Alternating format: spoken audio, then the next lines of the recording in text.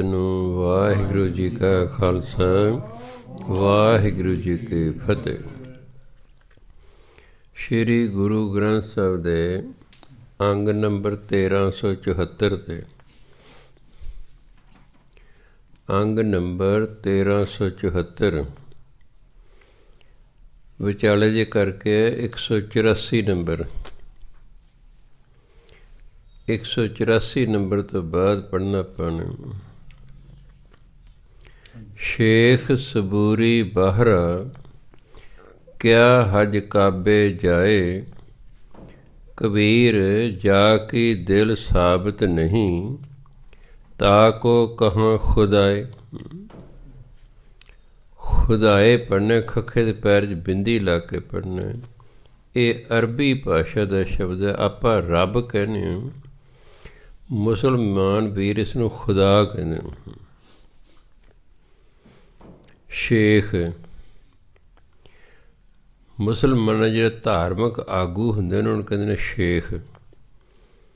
ਸ਼ੇਖ ਸਬੂਰੀ ਬਹਰ, ਸਬੂਰੀ ਉਹਦਾ ਸਬਰ, ਬਹਰਾ ਮੈਨੇ ਬਿਨਾ। ਸ਼ੇਖ ਦੇ ਅੰਦਰ ਸਬਰ ਸੰਤੋਖ ਤਾਂ ਹੈ ਨਹੀਂ। ਕਿਆ ਹਜ ਕਾਬੇ ਜਾਏ, ਹਜ ਹੁੰਦਾ ਯਾਤਰਾ। ਆਪਾਂ ਜਿਹੜਾ ਹੈ ਜਿਵੇਂ ਹੇਮਕੁੰਟ ਸਾਹਿਬ ਚੱਲਿਆ, ਤੀਰਥ ਯਾਤਰਾ ਜਿਹੜੀ ਹੁੰਦੀ ਹੈ, ਆਪਾਂ ਤੀਰਥ ਯਾਤਰਾ ਕਹਿੰਦੇ ਹਾਂ। ਮੁਸਲਮਾਨ ਵੀਰ ਉਸ ਨੂੰ ਕਹਿੰਦੇ ਨੇ ਹਜ। ਜਿਵੇਂ ਅੰਮ੍ਰਿਤਸਰ ਦੇ ਵਿੱਚ ਹਰਿਮੰਦਰ ਸਾਹਿਬ ਹੈ, ਇਸ ਤਰ੍ਹਾਂ ਸਾਊਦੀ ਅਰਬ ਦੇਸ਼ ਉਹਦੀ ਇੱਕ ਸ਼ਹਿਰ ਹੈ ਮੱਕਾ। ਮੱਕੇ ਦੇ ਵਿੱਚ ਜਿਹੜੇ ਮੁਸਲਮਾਨਾਂ ਦੀ ਸਭ ਤੋਂ ਵੱਡੀ ਮਸੀਤ ਹੈ, ਜਿਹਨੂੰ ਸਾਰੇ ਸੰਸਾਰ ਦੇ ਮੁਸਲਮਾਨ ਬਹੁਤ ਸਤਿਕਾਰ ਦਿੰਦੇ ਹਨ, ਉਹਨੂੰ ਕਹਿੰਦੇ ਕਾਬਾ। ਉਹਨੂੰ ਕਹਿੰਦੇ ਕਾਬਾ। ਸ਼ੇਖ ਦੇ ਅੰਦਰ ਸਬਰ ਸੰਤੋਖ ਤਾਂ ਹੈ ਨਹੀਂ। ਸਬੂਰੀ ਬਹਰ, ਬਹਰ ਮੈਨੇ ਬਿਨਾ, ਸਬੂਰੀ ਮੈਨੇ ਸਬਰ। ਕਿਉਂਕਿ ਧਾਰਮਿਕ ਦੇ ਬੰਦੇ ਦੇ ਵਿੱਚ ਸਬਰ ਸੰਤੋਖ ਹੋਣਾ ਜ਼ਰੂਰੀ ਹੈ। ਜੇ ਸਬਰ ਸੰਤੋਖ ਨਹੀਂ ਤੇ ਗੁਰਦੁਆਰੇ ਮੰਦਰ ਮਸੀਤ ਜਾ ਕੇ ਮਾਈ ਮੰਗੇਗਾ। ਐਡੀ ਦੂਰ ਵੀ ਗਿਆ ਤੇ ਜਾ ਕੇ ਮਾਈ ਮੰਗੀ ਹੈ। ਕਿਉਂਕਿ ਮੁਸਲਮਾਨਾਂ ਦੇ ਵਿੱਚ ਇਹ ਪ੍ਰਚਲਿਤ ਹੈ ਕਿ ਹਰ ਇੱਕ ਮੁਸਲਮਾਨ ਨੇ ਆਪਣੀ ਸਾਰੀ ਉਮਰ 'ਚ ਇੱਕ ਵਾਰ ਮੱਕੇ ਹੱਜ ਕਰਕੇ ਆਉਣਾ। ਹੱਜ ਕਰਨ ਜਾ ਰਿਹਾ ਹੈ, ਪਰ ਅੰਦਰ ਸਬਰ ਸੰਤੋਖ ਨਹੀਂ ਹੈ। ਕਹਿੰਦੇ ਉਸ ਹੱਜ ਕਰਨ ਦਾ ਵੀ ਕੀ ਫਾਇਦਾ? ਕਹਿੰਦਾ ਕੀ ਫਾਇਦਾ? ਸਬਰ ਸੰਤੋਖ ਤਾਂ ਨਹੀਂ। ਕਬੀਰ ਜਾ ਕੇ ਦਿਲ ਸਾਬਤ ਨਹੀਂ, ਤਾ ਕੋ ਕਹਾਂ ਖੁਦਾਏ। ਕਹਿੰਦੇ ਜਿਹਦੇ ਦਿਲ ਵਿੱਚ ਰੱਬ ਪ੍ਰਤੀ ਪੂਰਨ ਵਿਸ਼ਵਾਸ ਹੀ ਨਹੀਂ ਹੈਗੇ, ਸਾਬਤ ਨਹੀਂ ਹੈ। ਧਿਆਨ ਦੇਣਾ, ਸਾਬਤ ਦਾਣਾ ਉੱਗਿਆ ਕਰਦਾ, ਦੋ ਫਾੜ ਦਾਣਾ ਕਦੇ ਨਹੀਂ ਉੱਗਿਆ ਕਰਦਾ। ਦਾਲ ਕਦੇ ਨਹੀਂ ਉੱਗਦੀ, ਸਾਬਤ ਦਾਣਾ ਉੱਗਦਾ ਹੈ। ਦਿਲ ਸਾਬਤ ਹੀ ਨਹੀਂ ਹੈ, ਅੰਦਰ ਪੂਰਨ ਵਿਸ਼ਵਾਸ ਹੀ ਨਹੀਂ ਅੱਲਾ ਤੇ, ਉਹਨੂੰ ਕਿੱਥੋਂ ਰੱਬ ਮਿਲਣਾ? ਤਾ ਕੋ ਕਹਾਂ ਖੁਦਾਏ, ਕਹਾਂ ਮੈਨੇ ਕਿੱਥੇ? ਤਾ ਕੋ ਉਸਨੂੰ, ਇਹ ਹਿੰਦੀ ਦਾ ਸ਼ਬਦ ਹੈ। ਤਾ ਕੋ, ਇਹਨੂੰ ਤਾਂ ਕੋ ਨਹੀਂ ਪੜ੍ਹਨਾ। ਤਾ ਕੋ ਦਾ ਮਤਲਬ ਤਾ ਮੈਨੇ ਉਸ, ਕੋ ਮੈਨੇ ਨੂੰ, ਉਸ ਨੂੰ। ਕਹਾਂ ਖੁਦਾਏ, ਉਸ ਨੂੰ ਪਰਮਾਤਮਾ ਕਿੱਥੋਂ ਮਿਲਣਾ? ਉਸ ਨੂੰ ਖੁਦਾ ਕਿੱਥੋਂ ਮਿਲਣਾ? ਕਿਉਂਕਿ ਉਹਦੇ ਅੰਦਰ ਪੂਰਨ ਪ੍ਰਤੀਤ ਹੀ ਨਹੀਂ ਹੈ ਪਰ ਤੇਰਾ ਪਤੀ। ਮੈਂ ਚੱਲਿਆ ਹਜ਼ੂਰ ਸਾਹਿਬ, ਸੁਣੇ ਵੀ ਗੁਰੂ ਗੋਬਿੰਦ ਸਿੰਘ ਮਹਾਰਾਜ ਉੱਥੇ ਰਹਿੰਦੇ ਨੇ।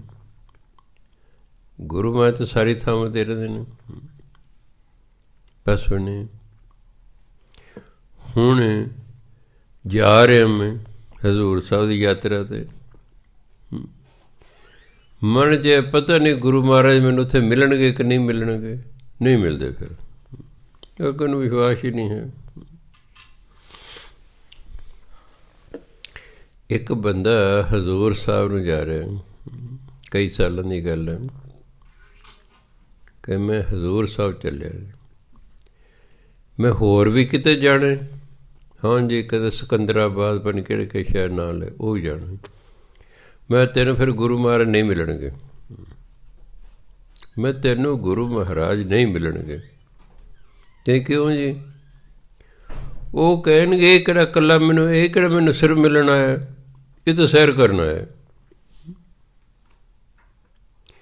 ਮੈਂ ਅੰਮ੍ਰਿਤਸਰ ਆਪਣੇ ਕੰਮ ਕੋਈ ਗਿਆ ਸੰਸਾਰਕ ਕਿਸੇ, ਉੱਥੇ ਮੈਂ ਕਹਿਣਾ ਚੱਲ ਮੈਂ ਹਰਿਮੰਦਰ ਸਾਹਿਬ ਮੱਥਾ ਟੇਕਾਵਾਂ, ਮੈਨੂੰ ਚੌਥੇ ਪੰਚਮ ਪਾਤਸ਼ਾਹ ਤੇ ਨਹੀਂ ਮਿਲਣਗੇ, ਕਿਉਂਕਿ ਮੈਂ ਤਾਂ ਆਪਣੇ ਕੰਮ ਗਿਆ ਸੀ, ਉਂਝ ਤਾਂ ਮੱਥਾ ਟੇਕਣ ਚਲੇ ਗਏ।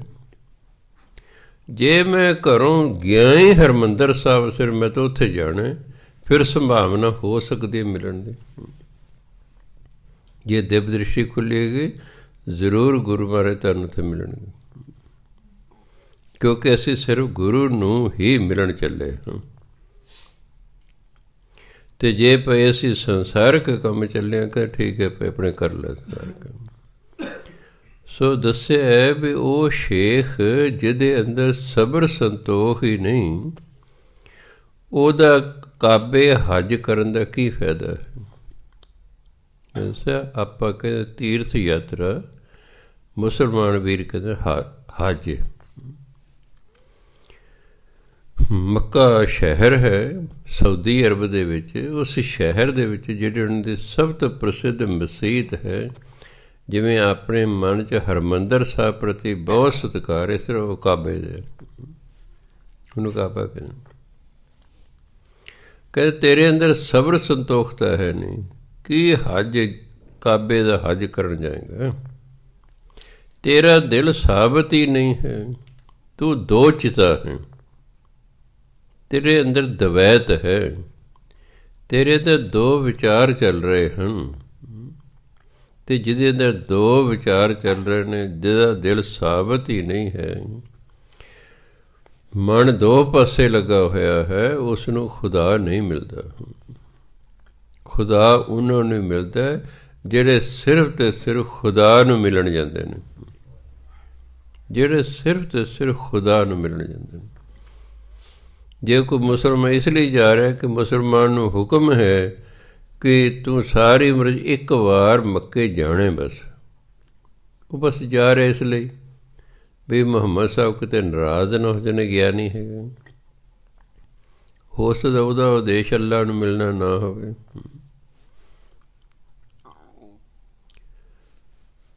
ਜੇ ਵਿਸ਼ਵਾਸ ਹੀ ਨਹੀਂ ਤਾਂ ਫਿਰ ਕਦੇ ਖੁਦਾ ਨਹੀਂ ਮਿਲਦਾ। ਦਿਲ ਸਾਬਤ ਹੋਣਾ ਚਾਹੀਦਾ ਹੈ, ਪੂਰਨ ਵਿਸ਼ਵਾਸ ਹੋਣਾ ਚਾਹੀਦਾ ਹੈ, ਫਿਰ ਖੁਦਾ ਦੇ ਮਿਲਣ ਦੀ ਸੰਭਾਵਨਾ ਹੁੰਦੀ ਹੈ। ਅੱਗੇ ਕਬੀਰ ਸਾਹਿਬ ਕਹਿੰਦੇ, ਕਬੀਰ ਅੱਲਾਹ ਕੀ ਕਰ ਬੰਦਗੀ, ਧਿਆਨ ਦੇਣਾ, ਅੱਲਾਹ ਅਰਬੀ ਭਾਸ਼ਾ ਦਾ ਸ਼ਬਦ ਹੈ। ਫਾਰਸੀ ਅਤੇ ਅਰਬੀ ਦੇ ਵਿੱਚ ਇਹ ਨਿਯਮ ਹੈ ਕਿ ਜੇ ਹਾਹੇ ਤੋਂ ਪਹਿਲਾ ਅੱਖਰ ਮੁਕਤਾ ਹੈ, ਸ਼ਰਤ ਹੈ ਕਿ ਹਾਹਾ ਅਖੀਰ 'ਚ ਲੱਗਾ ਹੋਣਾ ਚਾਹੀਦਾ। ਹਾਹੇ ਤੋਂ ਜੇ ਪਹਿਲਾ ਅੱਖਰ ਮੁਕਤਾ ਹੈ ਤਾਂ ਉਸ ਮੁਕਤੇ ਅੱਖਰ ਨੂੰ ਕੰਨਾਂ ਲਾ ਕੇ ਬੋਲਦੇ ਨੇ। ਇਹ ਅੱਲਾਹ ਨਹੀਂ ਪੜ੍ਹਨਾ, ਇਸ ਨੂੰ ਹਿੰਦੀ ਤਰ੍ਹਾਂ ਨਹੀਂ ਪੜ੍ਹਨਾ। ਜੇ ਇਹ ਹਿੰਦੀ ਦਾ ਸ਼ਬਦ ਹੁੰਦਾ ਫਿਰ ਆਪਾਂ ਅੱਲਾਹ ਪੜ੍ਹਦੇ। ਗੁਰਬਾਣੀ 'ਚ ਹਾਹੇ ਨੂੰ ਔਂਕੜ ਵੀ ਲੱਗਾ ਕਈ ਥਾਵਾਂ 'ਤੇ, ਉਹਨੂੰ ਅੱਲੋਹ ਨਹੀਂ ਪੜ੍ਹਨਾ। ਜਿਵੇਂ ਨਾਨਕ ਦੇ 3 ਸਰੂਪ ਨੇ, ਨੰਨੇ ਨੂੰ ਕੰਨਾ, ਨੰਨਾ ਕੱਕੇ ਨੂੰ ਔਂਕੜ ਨਾਨਕ, ਨੰਨੇ ਨੂੰ ਕੰਨਾ, ਨੰਨਾ ਕੱਕਾ ਨਾਨਕ, ਨੰਨੇ ਨੂੰ ਕੰਨਾ, ਨੰਨਾ ਕੱਕੇ ਨੂੰ ਸਿਹਾਰੀ ਨਾਨਕ। ਉਚਾਰਨ ਤਿੰਨਾਂ ਦਾ ਹੀ ਨਾਨਕ ਹੈ, ਪਰ ਜਦੋਂ ਔਂਕੜ ਲੱਗ ਜਾਂਦਾ ਹੈ ਅਰਥ ਮਤਲਬ ਨਾਨਕ। ਔਂਕੜ ਤੋਂ ਬਿਨਾਂ ਹੈ ਨਾਨਕ, ਸਿਹਾਰੀ ਨਾਲ ਹੈ ਨਾਨਕ ਨੇ। ਇਸੇ ਤਰ੍ਹਾਂ ਹੀ ਉਚਾਰਨ ਹੈ ਅੱਲਾਹ। ਹਾਹੇ ਨੂੰ ਕਈ ਥਾਂ 'ਤੇ ਔਂਕੜ ਲਾਇਆ ਹੁੰਦਾ, ਉਹਦਾ ਉਚਾਰਨ ਅੱਲਾਹ ਹੈ। ਔਂਕੜ ਤੇ ਇਸ ਲਈ ਹੈ ਕਿ ਜਿਹੜਾ ਅੱਲਾਹ ਸ਼ਬਦ ਹੈ ਇਹ ਇੱਕ ਬਚਨ ਹੈ ਅਤੇ ਪੁਲਿੰਗ ਹੈ, ਸਿਰਫ ਔਂਕੜ ਤੇ ਇਸ ਲਈ ਲਾਇਆ ਹੈ। ਜਦੋਂ ਕਿਸੇ ਨਾਮ ਦੇ ਨਾਲ ਕਾ, ਕੇ, ਕੀ ਲੱਗ ਜਾਣ, ਉਹ ਔਂਕੜ ਹੇਠੋਂ ਖਤਮ ਹੋ ਜਾਂਦਾ, ਹੇਠੋਂ ਔਂਕੜ ਖਤਮ ਹੋ ਜਾਂਦਾ। ਇਸ ਲਈ ਹਾਹੇ ਨੂੰ ਔਂਕੜ ਇੱਥੇ ਨਹੀਂ ਲਾਇਆ, ਕਿਉਂਕਿ ਅੱਲਾਹ ਕੀ ਹੈ, ਰੱਬ ਦੀ। ਉਚਾਰਨ ਹੈ ਅੱਲਾਹ, ਆੜੇ ਤੇ ਅਦਕ, ਲੱਲੇ ਨੂੰ ਕੰਨਾ ਹਾਹਾ। ਚਾਹੇ ਹਾਹੇ ਨੂੰ ਔਂਕੜ ਲੱਗਾ, ਉਹਨੂੰ ਅੱਲੋ ਨਹੀਂ ਪੜ੍ਹਨਾ। ਕਈ ਪਾਠੀ ਪੜ੍ਹੇ ਅੱਲੋ ਅਲਖ ਨਾ ਜਾਈ ਲਖਿਆ, ਗੁਰ ਗੁੜ ਦੀਨਾ ਮੀਠਾ। ਉਹ ਅੱਲੋ ਨਹੀਂ ਹੈ, ਉਚਾਰਨ ਹੈ ਅੱਲਾਹ। ਇਹਨੂੰ ਅੱਲ੍ਹ ਨਹੀਂ ਪੜ੍ਹਨਾ। ਕਈ ਪੜ੍ਹਦੇ ਕਬੀਰ ਅੱਲ੍ਹ ਕੀ ਕਰ ਬੰਦਗੀ, ਕਿਉਂਕਿ ਜਿੰਨਾ ਚਿਰ ਸਾਨੂੰ ਇਹ ਗਿਆਨ ਨਹੀਂ ਕਿ ਇਹ ਜਿਹੜਾ ਸ਼ਬਦ ਹੈ ਕਿਸ ਭਾਸ਼ਾ ਦਾ ਹੈ, ਅਸੀਂ ਉਹਦਾ ਉਚਾਰਨ ਠੀਕ ਨਹੀਂ ਕਰ ਸਕਦੇ। ਜੇ ਤੁਸੀਂ ਇਸਨੂੰ ਹਿੰਦੀ ਦਾ ਸਮਝੋਗੇ ਫਿਰ ਠੀਕ ਹੈ, ਫਿਰ ਅੱਲ੍ਹ ਹੈ, ਫਿਰ ਠੀਕ ਹੈ। ਹਾਹੇ ਤੋਂ ਪਹਿਲਾਂ ਅੱਖਰ ਜੇ ਮੁਕਤਾ ਹੋਵੇ ਉਹਨੂੰ ਦਿਲਾਵਾਂ ਲਾ ਕੇ ਬੋਲਦੇ ਆਪਾਂ, ਹਿੰਦੀ ਦਾ ਅਸੂਲ ਹੈ। ਜਿਵੇਂ ਦਰਗਾਹ, ਇਹ ਗਿਆਨ ਨਹੀਂ ਕਿ ਫਾਰਸੀ ਦਾ ਸ਼ਬਦ ਹੈ, ਉਹਨੂੰ ਹਿੰਦੀ ਦਾ ਸਮਝ ਕੇ ਦਰਗਹਿ ਪੜ੍ਹਦੇ ਨੇ। ਉਹਨੂੰ ਹਿੰਦੀ ਦਾ ਸ਼ਬਦ ਪੜ੍ਹ ਕੇ ਦਰਗਹਿ, ਹੈਗਾ ਫਾਰਸੀ ਦਾ ਦਰਗਾਹ। ਦੱਦਾ ਰਾਰਾ ਗੱਗਾ ਹਾ, ਜਾਂ ਦੱਦਾ ਰਾਰਾ ਗੱਗਾ ਹਾਹੇ ਨੂੰ ਸਿਹਾਰੀ। ਉਹ ਸਿਹਾਰੀ ਤੇ ਇਸ ਲਈ ਵੀ ਦਰਗਾਹ ਦੇ ਵਿੱਚ, ਉਹਦਾ ਉਚਾਰਨ ਹੈ ਦਰਗਾਹ। ਆਪਾਂ ਆਮ ਵੀ ਕਹਿੰਦੇ ਇਹ ਪੀਰ ਦੀ ਦਰਗਾਹ ਹੈ, ਆਪਾਂ ਇਹ ਪੀਰ ਦੀ ਦਰਗਾਹ, ਦਰਗਾਹ ਹੈ। ਫਾਰਸੀ ਦਾ ਸ਼ਬਦ ਹੋਣ ਕਰਕੇ ਦੱਦਾ ਰਾਰਾ ਗੱਗਾ ਹਾਹਾ, ਹਾਹੇ ਤੋਂ ਪਹਿਲਾਂ ਗੱਗਾ, ਉਹਨੂੰ ਕੰਨਾਂ ਲਾ ਕੇ ਬੋਲਿਆ ਜਾਏਗਾ ਦਰਗਾਹ। ਫਾਰਸੀ ਅਤੇ ਅਰਬੀ ਦਾ ਨਿਯਮ ਹੈ ਕਿ ਜਦੋਂ ਪੰਜਾਬੀ 'ਚ ਲਿਖੇ ਜਾਣਗੇ, ਹਾਹੇ ਤੋਂ ਪਹਿਲੇ ਅੱਖਰ ਨੂੰ ਕੰਨਾਂ ਲੱਗੇਗਾ ਅੱਲਾਹ।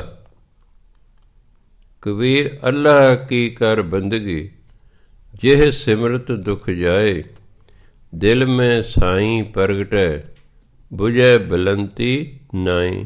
ਨਾਈ ਹੁੰਦਾ ਅੱਗ, ਨਾਈ ਅੱਗ ਹੈ, ਫਾਰਸੀ ਦਾ ਸ਼ਬਦ ਹੈ। ਜਿਵੇਂ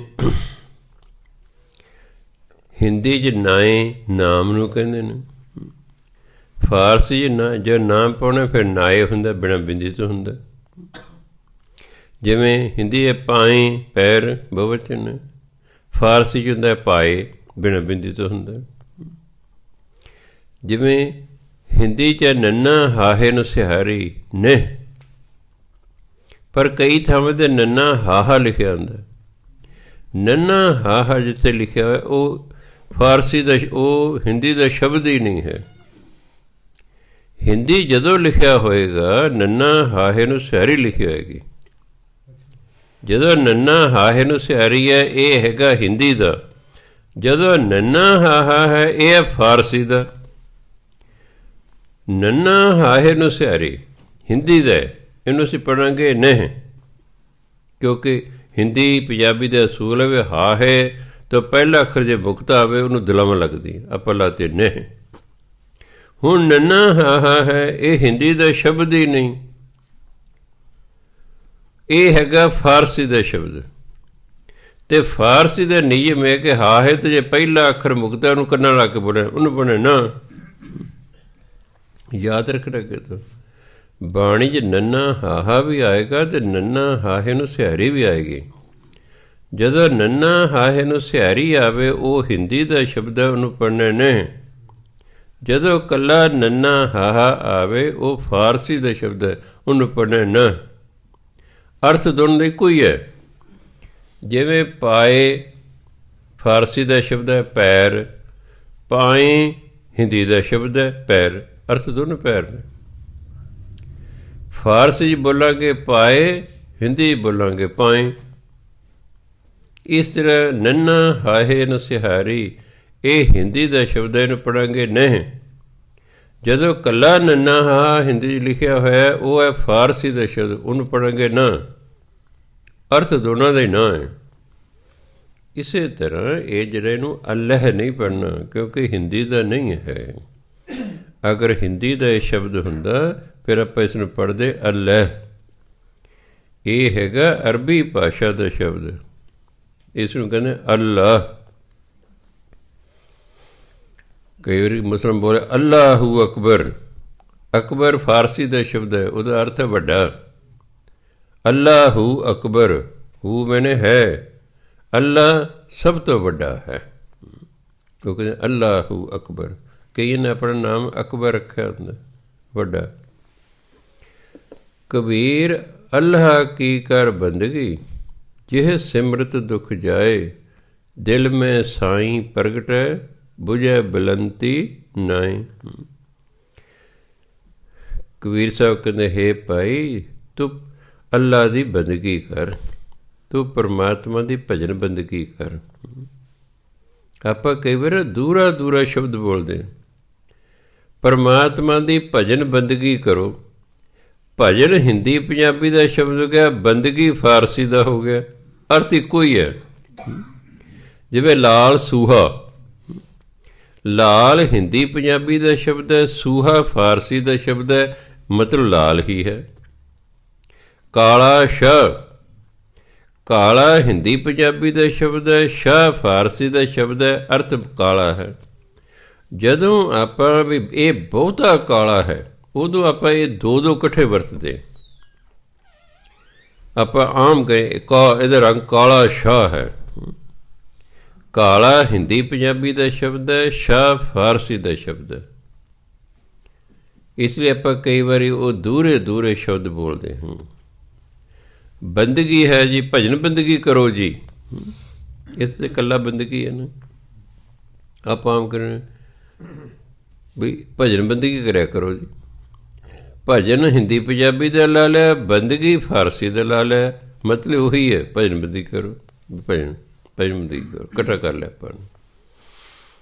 ਕਬੀਰ ਅੱਲਾਹ ਕੀ ਕਰ ਬੰਦਗੀ, ਜਿਹ ਸਿਮਰਤ ਦੁੱਖ ਜਾਏ। ਪਰਮਾਤਮਾ ਦੀ ਭਜਨ ਬੰਦਗੀ ਕਰੋ, ਜਿਹ ਮੈਨੇ ਜਿਸ ਸਿਮਰਤ ਸਿਮਰਨ ਕਰਨ ਨਾਲ, ਜਿਸ ਦਾ ਸਿਮਰਨ ਕਰਨ ਨਾਲ ਦੁੱਖ ਜਾਏ, ਦੁੱਖ ਤੁਹਾਡਾ ਦੂਰ ਹੋ ਜਾਏਗਾ। ਬੰਦਾ ਦੁਖੀ ਹੈ, ਸੰਤ ਮਹਾਤਮਾ ਗੁਰੂ ਪੀਰ ਪੈਗੰਬਰ ਬਾਣੀ ਪੁਕਾਰ ਪੁਕਾਰ ਕੇ ਕਹਿੰਦੇ, ਭਾਈ ਨਾਨਕ ਦੁਖੀਆ ਸਭ ਸੰਸਾਰ, ਤਤ ਕੱਢਿਆ ਬਾਣੀ। ਕੱਲੇ ਸਾਡੇ ਗੁਰੂ ਨੇ ਕੱਢਿਆ, ਮਹਾਤਮ ਬੁੱਧ ਅੱਜ ਤੋਂ 2600 ਸਾਲ ਪਹਿਲਾਂ ਕਹਿੰਦੇ। ਉਹਨਾਂ ਨੇ ਕਿਹਾ ਇਹ ਸੰਸਾਰ ਦੁੱਖਾਂ ਦਾ ਘਰ ਹੈ। ਗੁਰਬਾਣੀ ਲਿਖਿਆ ਨਾਨਕ ਦੁਖੀਆ ਸਭ ਸੰਸਾਰ। ਹੁਣ ਬੰਦਾ ਸੋਚਦਾ ਵੀ ਤਾਂ ਲਿਖਦਾ ਨਾਨਕ ਦੁਖੀਆ ਸਭ ਸੰਸਾਰ, ਵੀ ਸਾਰਾ ਸੰਸਾਰ ਦੁਖੀ ਹੈ, ਵੀ ਇਹਦੇ ਵਿੱਚ ਕੋਈ ਸੁਖੀ ਨਹੀਂ ਹੈ। ਨਹੀਂ, ਅਗਲੀ ਲਾਈਨ 'ਚ ਗੁਰਬਾਣੀ ਲਿਖਿਆ ਸੋ ਸੁਖੀਆ ਜਿਸ ਨਾਮ ਆਧਾਰ, ਜਿਹਦੀ ਜ਼ਿੰਦਗੀ ਦਾ ਆਧਾਰ ਪਰਮਾਤਮਾ ਦਾ ਨਾਮ ਹੈ, ਬਸ ਉਹ ਸੁਖੀ ਹੈ। ਅਸੀਂ ਸਾਰੇ ਦੁਖੀ ਹਾਂ, ਕੋਈ ਕਿਸੇ ਗੱਲ ਤੋਂ, ਕੋਈ ਕਿਸੇ ਗੱਲ ਤੋਂ। ਸੁਖੀ ਜੇ ਹੋਣੇ ਤਾਂ ਗੁਰਬਾਣੀ ਦਾ ਸਾਰੇ ਧਰਮਾਂ ਦਾ ਤੱਤ ਸਾਰ ਹੈ ਕਿ ਭਾਈ ਪਰਮਾਤਮਾ ਦਾ ਨਾਮ ਜਪੋ। ਤਾਂ ਕਿ ਉਹਨਾਂ ਨੇ ਕਿਹਾ ਕਬੀਰ ਅੱਲਾਹ ਕੀ ਕਰ ਬੰਦਗੀ, ਜਿਹ ਸਿਮਰਤ ਦੁੱਖ ਜਾਏ। ਤੂੰ ਅੱਲਾਹ ਦੀ ਪਰਮਾਤਮਾ ਦੀ ਬੰਦਗੀ ਕਰ, ਭਜਨ ਬੰਦਗੀ ਕਰ, ਜਿਹਦਾ ਸਿਮਰਨ ਕਰਨ ਨਾਲ ਤੇਰਾ ਦੁੱਖ ਦੂਰ ਹੋ ਜਾਵੇਗਾ। ਸੋ ਉੜਦੇ ਬੈਠਦੇ ਤੁਰਦੇ ਫਿਰਦੇ ਵਾਹਿਗੁਰੂ ਵਾਹਿਗੁਰੂ ਵਾਹਿਗੁਰੂ ਵਾਹਿਗੁਰੂ ਕਰਦੇ ਰਹੀਦਾ। ਕਿਉਂਕਿ ਜਿੱਥੇ ਵਾਹਿਗੁਰੂ ਹੁੰਦਾ ਹੈ ਉੱਥੇ ਵਾਹਿਗੁਰੂ ਦੀ ਵਿਰੋਧੀ ਚੀਜ਼ ਕੋਈ ਨਹੀਂ ਹੁੰਦੀ। ਦੋ ਵਿਰੋਧੀ ਚੀਜ਼ਾਂ ਕਦੇ ਇਕੱਠੀਆਂ ਨਹੀਂ ਹੁੰਦੀਆਂ। ਜੇ ਦਿਨ ਹੈ ਤੇ ਰਾਤ ਨਹੀਂ ਹੈ, ਦਿਨ ਅਤੇ ਰਾਤ ਕਦੇ ਇਕੱਠੇ ਨਹੀਂ ਹੋਣਗੇ।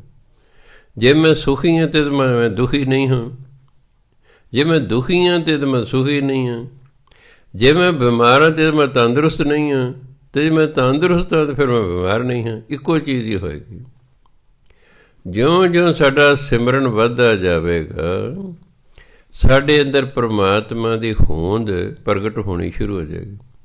ਜਿੱਥੇ ਪਰਮਾਤਮਾ ਹੋਏਗਾ ਉੱਥੇ ਪਰਮਾਤਮਾ ਤੋਂ ਵਿਰੋਧੀ ਚੀਜ਼ ਕੋਈ ਨਹੀਂ ਰਹਿ ਸਕਦੀ। ਪਰਮਾਤਮਾ ਨੇ ਕਿਹਾ ਪਰਮਾਨੰਦ, ਪਰਮ ਆਨੰਦ, ਸੁੱਖ ਹੀ ਸੁੱਖ, ਆਨੰਦ ਹੀ ਆਨੰਦ ਹੈ। ਇਸ ਲਈ ਕਹਿੰਦੇ ਤੁਸੀਂ ਅੱਲਾ ਦੀ ਬੰਦਗੀ ਕਰੋ, ਉਹਦਾ ਸਿਮਰਨ ਕਰਨਾ ਤੁਹਾਡਾ ਦੁੱਖ ਦੂਰ ਹੋ ਜਾਵੇਗਾ। ਹਾਂ, ਇੰਨਾ ਹੁੰਦਾ ਕਿ ਦੁੱਖ ਦਾ ਕਾਰਨ ਹੁੰਦਾ। ਹਰ ਘਟਨਾ ਦਾ ਕੋਈ ਨਾ ਕੋਈ ਕਾਰਨ ਹੁੰਦਾ, ਉਂਝ ਨਹੀਂ ਹੁੰਦੇ। ਜਿਵੇਂ ਲੜਾਈ ਦਾ ਕਾਰਨ ਹੁੰਦਾ ਹੈ, ਇਸ ਲਈ ਦੁੱਖ ਦਾ ਵੀ ਕਾਰਨ ਹੈ। ਜਿੰਨਾ ਚਿਰ ਉਹ ਕਾਰਨ ਦੂਰ ਨਹੀਂ ਹੁੰਦਾ, ਦੁੱਖ ਦੂਰ ਨਹੀਂ ਹੁੰਦਾ। ਮੰਨ ਲਓ ਮੇਰਾ ਪੇਟ ਦਰਦ ਹੋ ਰਿਹਾ, ਕਾਰਨ ਤੇ ਕੋਈ ਹੈ ਨਾ। ਡਾਕਟਰ 10-12 ਦਿਨ ਮੈਨੂੰ ਦਵਾਈ ਦਿੰਦੇ ਨੇ, ਮੈਂ ਕਹਿੰਦਾ ਮੈਨੂੰ ਤਾਂ ਕੋਈ ਫਰਕ ਨਹੀਂ ਪਿਆ। ਕਹੇ ਚੰਗਾ ਜੀ, ਪੇਟ ਦਾ ਅਲਟਰਾਸਾਊਂਡ ਕਰਾਓ। ਉਹ ਫਿਰ ਆ ਜਾਏਗਾ ਸਾਰਾ ਵੀ ਹਾਂ, ਜੋ ਪੇਟ ਜਿੰਨੀ ਹੈਗੇ ਆਪਣੇ ਅੰਗ, ਕੋਈ ਕਿਡਨੀ ਹੈ, ਕੋਈ ਹੋਰ ਚੀਜ਼ ਹੈ, ਲੀਵਰ ਹੈ, ਉਹ ਸਾਰਾ ਕੁਛ ਆ ਜਾਏਗਾ ਵੀ ਇਹ ਠੀਕ ਕੰਮ ਕਰ ਰਹੇ ਨੇ ਕਿ ਨਹੀਂ ਕਰ ਰਹੇ। ਉੱਥੋਂ ਫਿਰ ਉਹਨੂੰ ਪਤਾ ਲੱਗੇਗਾ ਵੀ ਇਹ ਪੇਟ ਦਰਦ ਦਾ ਕਾਰਨ ਕੀ ਹੈ। ਉਹ ਫਿਰ ਕਾਰਨ ਨੂੰ ਦੂਰ ਕਰਨ ਲਈ ਦਵਾਈ ਦੇਣਗੇ। ਜਦੋਂ ਕਾਰਨ ਦੂਰ ਹੋ ਗਿਆ, ਪੇਟ ਆਪਣੇ ਆਪ ਹੀ ਠੀਕ ਹੋ ਜਾਏਗਾ। ਜੇ ਡਾਕਟਰ ਨੂੰ ਕਾਰਨ ਨਾ ਪਤਾ ਲੱਗੇ ਤਾਂ ਵੱਡੇ ਤੋਂ ਵੱਡਾ ਡਾਕਟਰ ਵੀ ਤੁਹਾਨੂੰ ਠੀਕ ਨਹੀਂ ਕਰ ਸਕਦਾ, ਕਿਉਂਕਿ ਕਾਰਨ ਹੀ ਨਹੀਂ ਪਤਾ ਲੱਗ ਰਿਹਾ। ਹੁਣ ਬਾਣੀ ਨੇ ਨਿਰਣਾ ਕੀਤਾ ਕਿ ਹੇ ਇਨਸਾਨ, ਤੇਰੇ ਦੁੱਖ ਦਾ ਕਾਰਨ ਹੈ ਉਹ ਹੈ ਤੇਰਾ ਮਾੜਾ ਕਰਮ ਕੀਤਾ ਹੋਇਆ। ਤੂੰ ਪਾਪ ਕਰਮ ਕੀਤਾ, ਉਸ ਕਾਰਨ ਤੈਨੂੰ ਦੁੱਖ ਹੈ। ਹੁਣ ਜਿਹੜਾ ਪਾਪ ਕੀਤਾ ਉਹ ਤੇ ਗਿਆ ਉਹ ਹੋਰ ਸੰਸਾਰ ਦੇ ਕਿਸੇ ਵੀ ਯਤਨ ਨਾਲ ਪਾਪ ਕਰਮ ਖਤਮ ਨਹੀਂ ਹੁੰਦਾ। ਬਾਣੀ ਕਹਿੰਦੀ ਉਹ ਤੇ ਨਾਮ ਜਪ ਕੇ ਜਾਂ ਬਾਣੀ ਪੜ੍ਹ ਕੇ ਖਤਮ ਹੋਵੇਗਾ। ਹੁਣ ਜੇ ਤਾਂ ਮੈਂ ਪਾਪ ਕੀਤਾ ਛੋਟਾ ਥੋੜ੍ਹੇ ਸਮੇਂ ਲਈ, ਫਿਰ ਤਾਂ ਉਸਦੇ ਇੱਕ ਚਲੀਹੇ ਨਾਲ ਉਹ ਪਾਪ ਖਤਮ ਹੋ ਜਾਏ ਤਾਂ ਮੈਂ ਸੁਖੀ ਹੋ ਜਾ। ਅਗਰ ਮੈਂ ਪਾਪ ਕਈ ਸਾਲ ਕਰਦਾ ਰਿਹਾ, ਬੜਾ ਲੰਬਾ ਹੈ, ਤਾਂ ਮੈਨੂੰ ਠੀਕ ਹੋਣ 'ਤੇ ਵੀ ਟਾਈਮ ਲੱਗੇਗਾ। ਕਈ ਕਰਮ ਨੇ ਇੱਕ ਚਲੀਹੇ ਨਾਲ ਦੂਰ ਦੇ, ਕਈ 2-3 ਕਰਨੇ ਪੈਂਦੇ, ਸਾਲ ਕਰਨੇ ਪੈਂਦੇ ਨੇ, ਕਈ ਵਾਰੀ ਕਾਫੀ ਦੇਰ ਕਰਨਾ ਪੈਂਦਾ ਹੈ। ਇੱਕ ਦੀ ਮਾਂ ਆ ਗਈ, ਮੇਰਾ ਮੁੰਡਾ ਸ਼ਰਾਬ ਪੀਂਦਾ, ਮੈਨੂੰ ਵੀ ਪਤਾ ਹੁੰਦਾ ਤਾਂ ਮੈਨੂੰ, ਉਹ ਕਹਿੰਦਾ ਮੈਂ ਬੇਵੱਸ ਹਾਂ ਜੀ। ਹੁਕਮਨਾਮਾ ਮੈਂ ਲਈ ਗਿਆ, ਮੈਂ ਜੀ ਇਹ ਨਹੀਂ ਹਟੇਗਾ। ਮੈਂ ਗੁਰਬਾਣੀ ਜਵਾਬ ਦਿੱਤਾ, ਇਹ ਨਹੀਂ ਹਟੇਗਾ ਪੀਣੋਂ। ਇਸ ਲਈ ਕੋਈ ਫਾਇਦਾ ਨਹੀਂ ਇਹਦੇ ਲਈ ਪਾਠ ਕਰਨ ਦਾ, ਇਹਦਾ ਕਰਮ ਬੜਾ ਲੰਬਾ। ਕਹਿੰਦੇ ਮਰੇਗਾ ਕਦੋਂ? 1 ਸਾਲ, 2 ਸਾਲ, 4 ਸਾਲ, 5 ਸਾਲ ਪੁੱਛੀ ਗਿਆ। ਮੈਂ ਜੀ 5 ਸਾਲ ਤੱਕ ਤਾਂ ਮਰਦਾ ਨਹੀਂ ਹੈ। ਕਹਿੰਦੇ ਸਾਡਾ ਸਾਰਾ ਘਰ ਘੱਟ ਵੇਚ ਦਿੰਦੇ ਸੀ, ਇਹ ਪੜ੍ਹ ਚੱਕ ਕੇ ਵੇਚ ਦਿੰਦੇ। ਕਹਿੰਦੇ ਮਾਂ ਪੁੱਛ ਰਹੀ ਹੈ ਇਹ ਮਰੂਗਾ ਕਦੋਂ? ਦੇਖੋ ਮੈਂ ਤਾਂ ਤੰਗ ਹੋਣੀ ਹੈ ਨਾ, ਤਾਂ ਹੀ ਪੁੱਛਦੀ ਮਰੂਗਾ ਕਦੋਂ।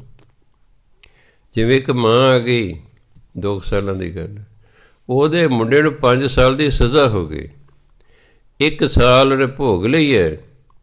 ਉਹ ਫਿਰ ਨਾ ਜ਼ਮਾਨਤ ਕਰਾਉਣ ਨੂੰ ਫਿਰਦਾ। ਮਾਂ ਆਈ, ਕਹਿੰਦੇ ਬਾਬਾ ਜੀ ਮੇਰੇ ਪੁੱਤਰ ਦੀ ਜ਼ਮਾਨਤ ਨਹੀਂ ਹੋਣੀ ਚਾਹੀਦੀ, ਬਸ ਮੈਨੂੰ ਪਾੜ ਦਿੱਤਾ। ਉਹ ਜ਼ਮਾਨਤ ਕਰਾਉਣ ਨੂੰ ਫਿਰਦਾ, ਉਹਦੀ ਜ਼ਮਾਨਤ ਨਹੀਂ ਹੋਣੀ ਚਾਹੀਦੀ। ਪਹਿਲੀ ਮਾਂ ਮੈਨੂੰ ਟੱਕਰੀ, ਇਹਦੀ ਜ਼ਮਾਨਤ ਨਹੀਂ ਹੋਣੀ ਚਾਹੀਦੀ। ਮੈਂ ਜੀ ਕਿਉਂ? ਕਹਿੰਦੇ ਇਹਨੇ ਸਾਨੂੰ ਸੂਲੀ 'ਤੇ ਟੰਗਿਆ, ਅਸੀਂ ਸ਼ੁਕਰ ਕੀਤਾ ਇਹਨੂੰ ਜੇਲ੍ਹ ਗਿਆ। ਇਹ ਘੱਟ ਤੋਂ ਘੱਟ 5 ਸਾਲ ਦੇ ਸੌਖੇ ਬੀਤ ਜਾਣਗੇ ਸਾਡੇ। ਇਹ ਜੇ ਜ਼ਮਾਨਤ 'ਤੇ ਆ ਗਏ ਨੇ, ਸਾਨੂੰ ਫਿਰ ਦੁਖੀ ਕਰੀ ਜਾਂਦੇ। ਉਹ ਕਰਮ ਨੇ। ਬਹੁਤ ਦੇਰ ਭਜਨ ਬੰਦਗੀ ਕਰਨੀ ਪੈਂਦੀ, ਤਾਂ ਜਾ ਕੇ ਵੱਡਾ ਸਾਰਾ ਕਰਮ ਕਿਤੇ ਕੱਢਦਾ, ਫਿਰ ਜਾ ਕੇ ਕਿਤੇ ਸੁੱਖ ਹੁੰਦਾ ਹੈ। ਇਸ ਲਈ ਸਬਰ ਚਾਹੀਦਾ। ਸ਼ੇਖ ਸਬੂਰੀ ਬਾਹਰ, ਜੇ ਸਬਰ ਨਹੀਂ ਨਾ ਤਾਂ ਭਜਨ ਬੰਦਗੀ ਨਹੀਂ ਕਰ ਸਕਦੇ। ਤੁਸੀਂ ਕਾਹਲੇ ਪੈ ਜਾਓਗੇ, ਤੁਸੀਂ ਕਾਹਲੇ ਪੈ ਜਾਓਗੇ। ਜਿਵੇਂ ਇੱਕ ਬੱਚਾ, ਉਹ ਤਾਂ ਸੰਤ ਸੀਤਲ ਸਿੰਘ ਜਿਉਂਦੇ ਸਨ, ਕੁਦਰਤੀ ਮੈਂ ਬੈਠਾ ਉਹਨਾਂ ਕੋਲ। ਮੈਂ ਹੁਣ ਜਦੋਂ ਰਿਟਾਇਰ ਹੋ ਗਿਆ, ਅਸੀਂ ਦੋਨੋਂ ਮੀਆਂ ਬੀਬੀ ਨੇ ਕਈ ਵਾਰੀ ਚਲੇ ਜਾਣਾ ਵੀ ਚਲੋ ਮਹਾਂਪੁਰਖਾਂ ਕੋਲ ਚੱਲਦੇ। ਇੱਕ ਲੜਕਾ ਆ ਗਿਆ, ਬਾਬਾ ਜੀ ਮੇਰਾ ਕੰਮ ਹੋ ਜਾਏ। ਉਹ ਕਹਿੰਦੇ ਬਈ 21 ਦਿਨ ਰੋਜ਼ ਇੱਕ ਸੁਖਮਨੀ ਸਾਹਿਬ ਦਾ ਪਾਠ ਕਰਿਆ ਕਰ। 22 ਦਿਨ ਕੁਦਰਤੀ ਮੈਂ ਬੈਠਾ, ਉਹ ਵੀ ਡੱਬਾ ਲਈ ਆਉਂਦਾ। ਮੈਂ ਬਾਬਾ ਜੀ ਉਹਦਾ ਕੰਮ ਹੋ ਗਿਆ, ਡੱਬਾ ਲਈ ਆਉਂਦਾ। ਬੈਠ ਗਿਆ, ਚਲੋ ਮਹਾਂਪੁਰਖਾਂ ਨੇ ਵਧਾਈਆਂ ਦਿੱਤੀਆਂ। ਅੱਛਾ ਭਾਈ, ਮਹਾਂਪੁਰਖ ਸਹਿਜ ਸੁਭਾ ਕਿਹਾ ਇੱਕ ਪਾਠ ਕਰਦਾ ਰਿਹਾ ਕਰ। ਕਹਿੰਦਾ ਅਜੇ ਕਰੀਓ ਹੀ ਜਾਣਾ ਜੀ। ਅੰਦਰ ਸਬਰ ਸੰਤੋਖ ਹੀ ਨਹੀਂ, ਕਾਲਾ ਪੈ ਗਿਆ। ਸ਼ੁਕਰ ਕੀਤਾ। ਹੁਣ ਜੇ 40 ਦਿਨ ਕਿਤੇ ਦਿੰਦੇ ਪਤਾ ਨਹੀਂ ਕਿੰਨਾ ਔਖਾ ਹੋਣਾ ਸੀ। ਉਹ ਤਾਂ ਜੀ 21 ਦਿਨ ਸਨ। ਸੋ ਤਾਂ ਸ਼ੁਰੂ ਜੀ ਕੇ ਸ਼ੇਖ ਸਬੂਰੀ ਬਹਰ, ਸਬਰ ਨਹੀਂ ਹੈ। ਇਹ ਨਾ ਭਜਨ ਬੰਦਗੀ ਤਾਂ ਬੜੇ ਸਬਰ ਦੀ ਲੋੜ ਹੈ। ਇਹ 'ਚ ਕਾਲੇ ਪਿਆ ਨਹੀਂ ਗੱਲ ਬਣਦੀ ਹੈਗੀ।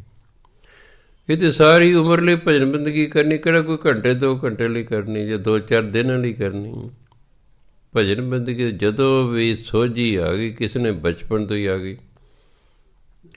ਧਰੂਪ ਭਗਤ ਵਰਗੇ ਨੂੰ, ਪ੍ਰਹਿਲਾਦ ਵਰਗੇ ਨੂੰ ਬਚਪਨ 'ਚ ਹੀ ਸੋਝੀ ਆ ਗਈ। ਅਗਲੇ ਬਚਪਨ 'ਚ ਹੀ ਲੱਗ ਗਏ ਔਰ ਇੰਨੀ ਭਜਨ ਬੰਦਗੀ ਕੀਤੀ ਕਿ ਪੰਚਮ ਪਾਤਸ਼ਾਹ ਨੂੰ ਲਿਖਣਾ ਪਿਆ। ਉਹਨੇ ਦੋਨਾਂ ਬੱਚਿਆਂ ਦਾ ਨਾਂ ਲੈ ਕੇ ਨਾਮ ਜਪੋ ਜੀ ਐਸੇ ਐਸੇ, ਧਰੂਪ ਪ੍ਰਹਿਲਾਦ ਜਪਿਓ ਹਰ ਜੈਸੇ। ਇਸ ਤਰ੍ਹਾਂ ਦਾ ਨਾਮ ਜਪੋ ਜਿਵੇਂ ਉਹਨਾਂ ਜਪਿਆ। ਤੁਸੀਂ ਇਸ ਚੱਕਰ 'ਚ ਨਾ ਪੈਣਾ ਵੀ ਉਹਨੇ ਸਾਰਾ ਹੀ ਜਪਿਆ ਕਿ ਕਿਵੇਂ ਜਪਿਆ, ਢੰਗ ਤਰੀਕੇ 'ਚ ਨਹੀਂ ਪੈਣਾ, ਕਿਤੇ ਉੱਧਰ ਨੂੰ ਚਲੇ ਜਾਓ। ਨਹੀਂ, ਬਚਪਨ 'ਚ ਉਹਨੂੰ ਲਾਲਚ ਦਿੱਤਾ ਗਿਆ ਬੱਚੇ ਨੂੰ ਕਿ ਅੱਧਾ ਰਾਜ ਤੈਨੂੰ ਅੱਜੇ ਦਿੰਦਾ, ਤੇਰਾ ਬਾਪ ਆ ਜਾ। ਕਹਿੰਦਾ ਨਹੀਂ, ਮੈਨੂੰ ਨਹੀਂ ਚਾਹੀਦਾ, ਮੈਂ ਨਹੀਂ ਆਉਂਦਾ। ਦੂਜੇ ਦਾ ਬਾਪ ਨੂੰ ਤੰਗ ਕਰਦਾ ਰਿਹਾ, ਤੂੰ ਮੇਰਾ ਨਾਮ ਜਪ। ਕਹਿੰਦਾ ਮੈਂ ਨਹੀਂ ਤੇਰਾ ਨਾਮ ਜਪਦਾ, ਮੈਂ ਤਾਂ ਰਾਮ ਰਾਮ ਕਰੂੰਗਾ। ਦੁੱਖ ਸਹਿ ਰਹੇ ਨੇ, ਪਰਵਾਹ ਨਹੀਂ ਹੈਗੀ, ਪ੍ਰਾਪਤੀ ਕਰਕੇ ਹਟੇ। ਆਹ ਸੀ ਭਾਵ ਗੁਰੂ। ਕਿਤੇ ਕਹੋ ਜੀ ਉਹ ਸਾਹ ਲੈਣਾ, ਅੰਦਰ ਜਾਵੇ ਸਾਹ, ਬਾਹਰ ਇਸ ਨਾਲ ਕੋਈ ਲੈਣੇ ਦੇਣੇ ਸਿੱਖ ਧਰਮ 'ਚ। ਸਿੱਖ ਧਰਮ ਦੇ ਵਿੱਚ ਨਾ ਰਸਨਾ ਜਪਤੀ ਪੀਓ ਪੀਓ, ਬਸ ਰਸਨਾ ਵਾਲੀ ਕਰਨੀ। ਅਸੀਂ ਰਸਨਾ ਨਾਲ ਵਾਹਿਗੁਰੂ ਵਾਹਿਗੁਰੂ ਕਰਦੇ ਜਾਣਾ।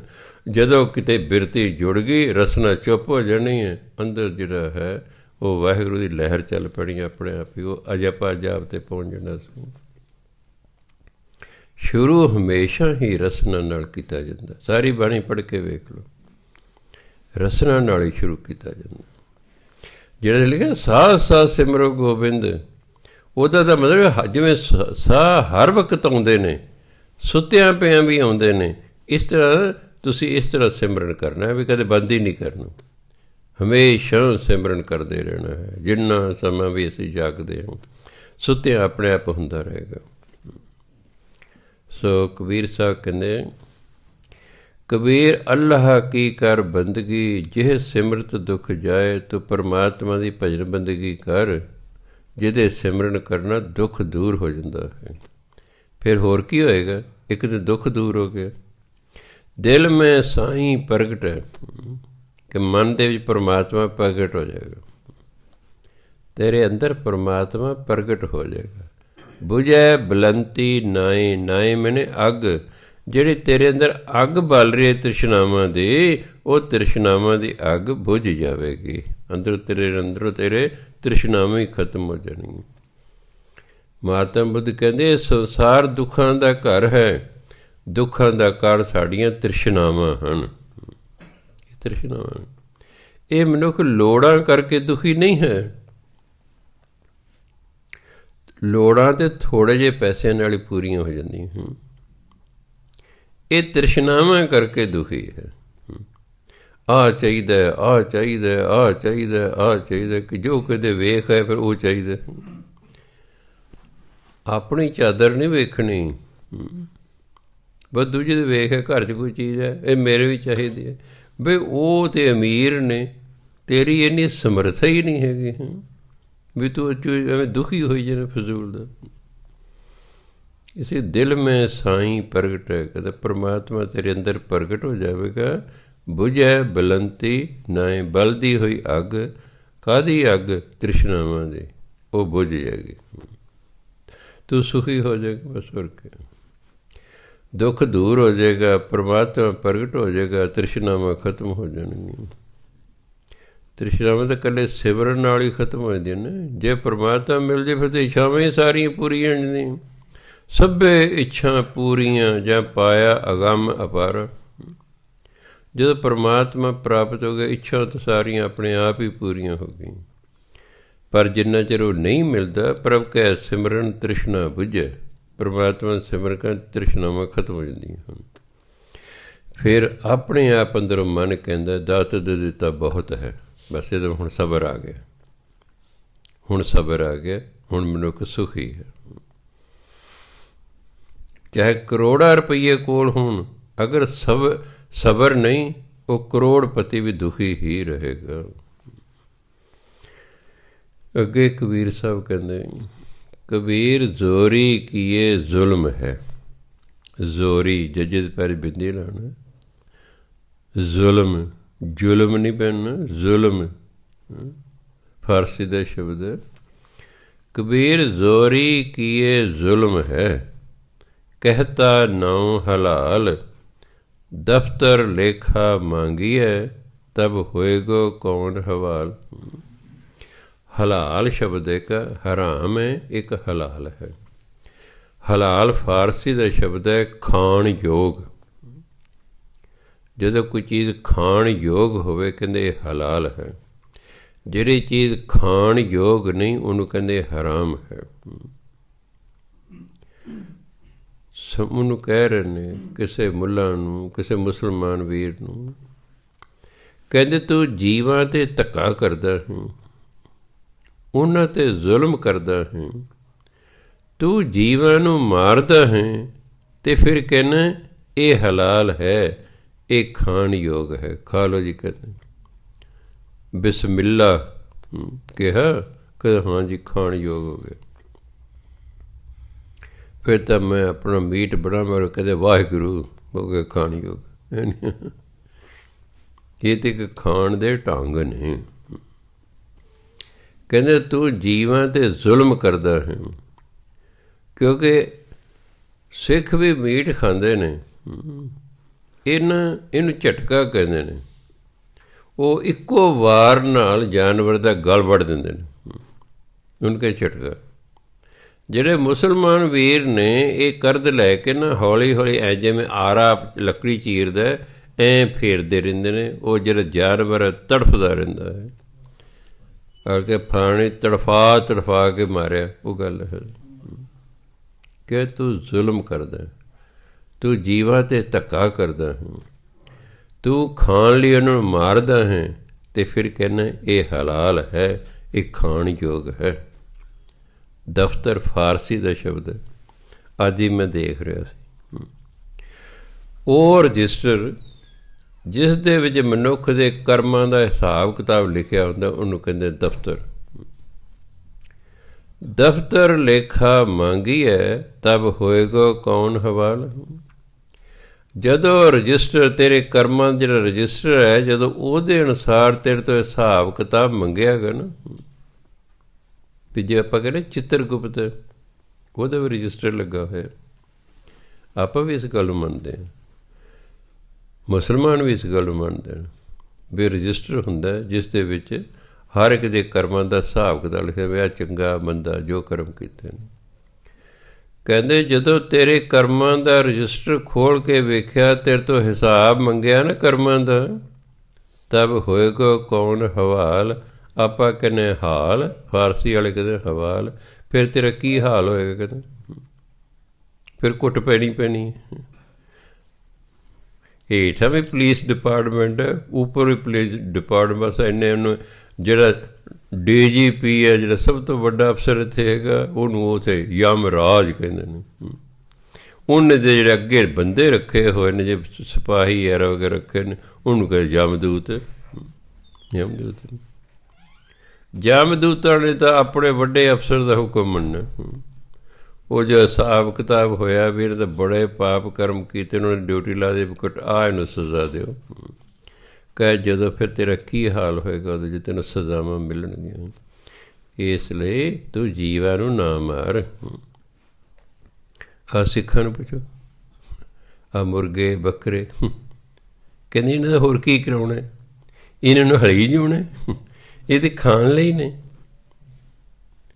ਇਹਨੂੰ ਬੰਦੇ ਨੂੰ ਪੁੱਛੋ, ਬੰਦਿਆ ਸਿਰਫ ਜਿਹੜਾ ਕੌਡਾ ਸੀ ਉਹੀ ਬੰਦਿਆਂ ਨੂੰ ਖਾਂਦਾ ਸੀ, ਹੋਰ ਕੋਈ ਨਹੀਂ ਸੀ ਖਾਂਦਾ। ਕਿਉਂਕਿ ਤੈਨੂੰ ਖਾਂਦਾ ਸੀ ਤੂੰ ਉਹਦੇ ਨਾਂ ਰਾਖਸ਼ ਰੱਖਦਾ ਹੈ। ਤੂੰ ਦੂਜਿਆਂ ਨੂੰ ਖਾਵੇਂ ਤੇ ਕਹਿੰਦੇ ਹਲਾਲ ਹੈ ਜੀ, ਹਾਂ ਖਾਣ ਜੋਗਾ ਖਾ ਲਓ ਜੀ। ਇਹਨਾਂ ਤੇ ਜਿਹੜਾ ਮੁਰਗਿਆਂ ਤੋਂ ਬੱਕਰਿਆਂ ਤੋਂ ਇਹਨਾਂ ਨੂੰ ਕੀ ਹਲੀ ਜਿਉਣਾ ਜੀ? ਇਹਨਾਂ ਵੀ ਹੁਣ ਕੋਈ ਤੈਨੂੰ ਹਲੀ ਜਿਉਣਾ, ਤੇਰੇ ਬਿਨਾਂ ਕੀ ਗੱਡਾ ਖੜਾ? ਬੰਦੇ ਨੂੰ ਪੁੱਛ ਤੈਨੂੰ ਹਲੀ ਜਿਉਣਾ? ਜਦੋਂ ਤਾਂ ਆਪ ਖਾਣੇ ਉਦੋਂ ਜਾਣੂ ਇਹਨਾਂ ਨੂੰ ਹਲੀ ਜਿਉਣਾ, ਇਹ ਖਾਣ ਲਈ ਨੇ। ਅਤੇ ਜਦੋਂ ਸਾਨੂੰ ਖਾਣ ਲੱਗਾ ਕੋਈ, ਅਸੀਂ ਉਹਦਾ ਨਾਂ ਰਾਖਸ਼ ਰੱਖਦਾ, ਅੱਜ ਤੱਕ ਨਹੀਂ ਛੱਡਿਆ ਉਹਨੇ, 600 ਸਾਲ ਹੋ ਗਏ। ਉਹਦਾ ਨਾਂ ਅਸੀਂ ਰਾਖਸ਼ ਰੱਖਦਾ। ਅਸੀਂ ਆਪ ਰਾਖਸ਼। ਰਾਵਣ ਨੂੰ ਫੂਕਣ ਵਾਲੇ ਵੀ ਰਾਵਣ ਹੀ ਹੁੰਦੇ ਨੇ। ਰਾਮਚੰਦਰ ਰਾਵਣ ਨੂੰ ਫੂਕੇ, ਕੋਈ ਅਫਸੋਸ ਨਹੀਂ। ਜੇ ਮੈਂ ਦੇਖਦਾ ਜਿਹੜੇ ਰਾਵਣ ਨੂੰ ਫੂਕ ਰਹੇ ਤੇ ਆਪ ਹੀ ਰਾਵਣ ਨੇ, ਇਹ ਤੇ ਆਪ ਹੀ ਰਾਵਣ ਇਕੱਠੇ ਕੀਤੇ ਹੋਏ ਨੇ। ਰਾਵਣ ਨੂੰ ਫੂਕਦਾ ਕੋਈ ਚੰਗਾ ਲੱਗਦਾ? ਆਪਣੇ ਆਪ ਨੂੰ ਘਰ ਹੀ ਅੱਗ ਲਾ ਲਓ, ਮੈਂ ਰਾਵਣ ਹਾਂ, ਚੱਲ ਨਿਬੜਿਆ ਕੰਮ। ਰਾਵਣ ਨੂੰ ਫੂਕੇ ਤਾਂ ਗੱਲ ਬਣਦੀ ਹੈ, ਰਾਵਣ ਨੂੰ ਫੂਕ ਰਿਹਾ ਹੈ। ਕੌਡੇ ਰਾਖਸ਼ ਨੇ ਸਾਨੂੰ ਖਾਧਾ, ਸਾਨੂੰ ਉਹੀ ਤਕਲੀਫ ਹੈ, ਅਸੀਂ ਉਹਦਾ ਨਾਂ ਰੱਖਦਾ ਰਾਖਸ਼। ਅੱਜ ਤੱਕ ਨਹੀਂ ਛੱਡਿਆ, ਮਗਰ ਉਹਦੀ ਜਿਹੜਾ ਹੈ ਤਖੱਲਸ ਜਿਹੜਾ ਰੱਖਿਆ ਹੈ। ਆਪ ਖਾਣਾ ਹੋਵੇ ਫਿਰ ਹਾਂਜੀ ਲੋ, ਇਹਨਾਂ ਤੋਂ ਕੀ ਕਰਾਉਣਾ ਜੀ, ਇਹਨਾਂ ਨੂੰ ਹਲੀ ਜਿਉਣਾ ਜੀ, ਇਹ ਖਾਣ ਲਈ ਨੇ ਜੀ। ਸੋ ਤਾਂ ਉਹ ਕਹਿੰਦੇ ਫਿਰ ਜਦੋਂ ਕਦੇ ਹਿਸਾਬ ਕਿਤਾਬ ਹੋਊ ਨਾ, ਫਿਰ ਤੈਨੂੰ ਹਿਸਾਬ ਦੇਣਾ ਔਖਾ ਹੋ ਜਾਣਾ। ਹੁਣ ਤਾਂ ਤੂੰ ਇਹਨਾਂ 'ਤੇ ਜ਼ੁਲਮ ਕਰ ਰਿਹਾ, ਇਹਨਾਂ ਦੀ ਬਲੀ ਦੇ ਰਿਹਾ ਹੈ। ਬਲੀ ਹੁੰਦਾ ਆਪਣੇ ਫਾਇਦੇ ਲਈ ਦੂਸਰੇ ਨੂੰ ਮਾਰਨਾ, ਇਹਨੂੰ ਕਹਿੰਦੇ ਬਲੀ। ਬਲੀ ਦਾ ਸ਼ਬਦੀ ਅਰਥ ਹੈ ਆਪਣੇ ਲਾਭ ਲਈ ਦੂਸਰੇ ਨੂੰ ਮਾਰਨਾ, ਇਹਨੂੰ ਕਹਿੰਦੇ ਬਲੀ। ਜਿਵੇਂ ਕਿ ਰਾਜਾ ਸੀ, ਉਹਦੇ ਕੋਈ ਪੁੱਤਰ ਨਹੀਂ ਸੀ, ਉਹਨੇ ਕਿਹਾ ਵੀ ਰਾਜ ਭਾਗ ਮਗਰੋਂ ਦੇਣਾ। ਲੜਕੀ ਨੇ ਤਾਂ ਆਪਣੇ ਘਰ ਚਲੇ ਜਾਣਾ। ਲੜਕੀ ਦਾ ਆਮ ਸ਼ਬਦ ਹੈ, ਬੇਗਾਨਾ ਧਨ ਕਿਹਾ ਜਾਂਦਾ ਹੈ। ਸ਼ੁਕਰ ਹੈ ਜੇ ਧਨ ਕਿਹਾ ਜਾਂਦਾ ਹੈ, ਇੰਨਾ ਚੰਗਾ ਜੇ ਧਨ ਹੀ ਕਹਿੰਦੇ, ਅੱਛਾ ਸ਼ਬਦ ਵਰਤਦੇ ਨੇ। ਰਾਜੇ ਦੇ ਪੁੱਤਰ ਕੋਈ ਨਹੀਂ, ਤੇ ਉਹਨੇ ਸੋਚਿਆ ਵੀ ਰਾਜ ਕਿਹਨੂੰ ਦੇ ਕੇ ਜਾਵਾਂਗਾ। ਉਹਨੇ ਸੱਦ ਲਏ ਜੀ ਜਿਹੜੇ ਜੋਤਸ਼ੀ ਅਰਬ ਵਗੈਰਾ ਸਨ। ਉਹ ਕਹਿੰਦੇ ਰਾਜਨ, ਤੂੰ ਕਿਸੇ ਬੱਚੇ ਦੀ ਕਿਸੇ ਲੜਕੇ ਦੀ ਬਲੀ ਦੇ ਤਾਂ ਤੇਰੇ ਘਰ ਲੜਕਾ ਹੋ ਸਕਦਾ ਹੈ। ਉਹਨੇ ਢੰਡੋਰਾ ਪਿੜਤਾ ਸਾਰੇ ਆਪਣੇ ਇਲਾਕੇ 'ਚ ਕਿ ਭਾਈ ਮੈਂ ਕਿ ਬੱਚੇ ਦੀ ਬਲੀ ਦੇਣੀ ਹੈ, ਕੋਈ ਮੈਨੂੰ ਬੱਚਾ ਦਿਓ, ਜਿੰਨੇ ਪੈਸੇ ਮੰਗੇਗਾ ਮੈਂ ਉਨੇ ਪੈਸੇ ਉਸਨੂੰ ਦੇ ਦੇਵਾਂਗਾ। ਕਈ ਬੱਚੇ ਵੇਚਣ ਲਈ ਤਿਆਰ ਹੋਏ, ਗਰੀਬ ਤਬਕਾ। ਹੁਣ ਵੀ ਅਮੀਰ ਕਈ ਲੋਕ ਨੇ, ਬੱਚੇ ਲੈ ਜਾਣ ਖਰੀਦ ਕੇ। ਇੱਕ ਪਰਿਵਾਰ ਤਿਆਰ ਹੋ ਗਿਆ ਵੀ ਲੈ ਲਓ ਜੀ, ਚਲੋ ਬੱਚੇ, ਰਾਜੇ ਬੱਚਾ ਲੈ ਲੈ ਮੁੱਲ। ਹੁਣ ਦੇਵੀ ਦੇ ਮੰਦਰ ਅੱਗੇ ਜਾ ਕੇ ਉਹਨੂੰ ਬਲੀ ਚੜਾਉਣਾ ਸੀ, ਦੇਵੀ ਦੇ ਬਲੀ ਚੜਾਉਣਾ ਸੀ, ਕਿਉਂਕਿ ਬਲੀ ਦੇਵੀ ਦੇਵਤੇ ਦੇ ਅੱਗੇ ਚੜਾਈ ਜਾਂਦੀ ਹੈ। ਮੰਦਰ ਲੈ ਗਏ, ਲੋਕ ਵੀ ਇਕੱਠੇ ਹੋ ਗਏ ਵੀ ਬੱਲੇ ਬੱਲੇ ਬੱਲੇ, ਰਾਜਾ ਬੱਚੇ ਦੀ ਬਲੀ ਦੇਣ ਲੱਗਾ, ਇਹਦੇ ਘਰ ਪੁੱਤਰ ਹੋਊਗਾ। ਜਦੋਂ ਸਾਰਾ ਸਮਾਂ ਹੋ ਗਿਆ, ਉਹ ਲੜਕਾ ਰਾਜੇ ਨੂੰ ਕਹਿੰਦਾ ਜੀ ਮੈਨੂੰ ਨਾ 2-3 ਮਿੰਟ ਬਸ ਦੇ ਦਿਓ। ਕਹਿੰਦੇ ਦਿੱਤੇ ਭਾਈ। ਉਹਨੇ ਸੋਚਿਆ ਕਿਸੇ ਦੇਵੀ ਦੇਵਤੇ ਦਾ ਨਾਮ ਲੈਣਾ ਹੁਣ ਨੇ। ਉਹਨੇ ਮਿੱਟੀ ਦੀਆਂ 4 ਢੇਰੀਆਂ ਬਣਾਈਆਂ। ਇੱਕ ਪਹਿਲੀ ਢੇਰੀ ਢਾਹਤੀ, ਲੋਕ ਵੇਖ ਰਹੇ ਨੇ। ਫਿਰ ਦੂਜੀ ਢਾਹਤੀ, ਫਿਰ ਤੀਜੀ ਢਾਹਤੀ, ਚੌਥੀ ਰੱਖ ਲਈ। ਰਾਜਾ ਹੈਰਾਨ ਹੈ ਵੀ ਇਹ ਕੀ ਕੀਤਾ ਇਸਨੇ। ਕਹਿੰਦੇ ਕਾਕਾ ਤੂੰ 4 ਢੇਰੀਆਂ ਕਿਉਂ ਬਣਾਈਆਂ ਅਤੇ 3 ਕਿਉਂ ਢਾਤੀਆਂ। ਕਹਿ ਜੀ ਇੱਕ ਢੇਰੀ ਮੈਂ ਮਾਂ ਪਿਓ ਦੀ ਬਣਾਈ ਸੀ, ਇੱਕ ਢੇਰੀ ਮੈਂ ਰਾਜੇ ਦੀ ਬਣਾਈ ਸੀ, ਇੱਕ ਢੇਰੀ ਮੈਂ ਦੇਵੀ ਦੀ ਬਣਾਈ ਸੀ, ਚੌਥੀ ਢੇਰੀ ਮੈਂ ਰੱਬ ਦੀ ਬਣਾਈ ਹੈ। ਕਿ ਤੂੰ 3 ਕਿਉਂ ਢਾਤੀਆਂ। ਕਹਿੰਦਾ ਬੱਚੇ ਨੂੰ ਦੁੱਖ ਹੋਵੇ ਉਹਨੂੰ ਹੁੰਦਾ ਵੀ ਮਾਂ ਪਿਓ ਮੇਰੀ ਸਹਾਇਤਾ ਕਰਨਗੇ, ਮਾਂ ਪਿਓ ਨੇ ਮੈਨੂੰ ਵੇਚ ਹੀ ਦਿੱਤਾ, ਇਸ ਲਈ ਮੈंने ਇਹ ਢੇਰੀ ਢਾਤੀ।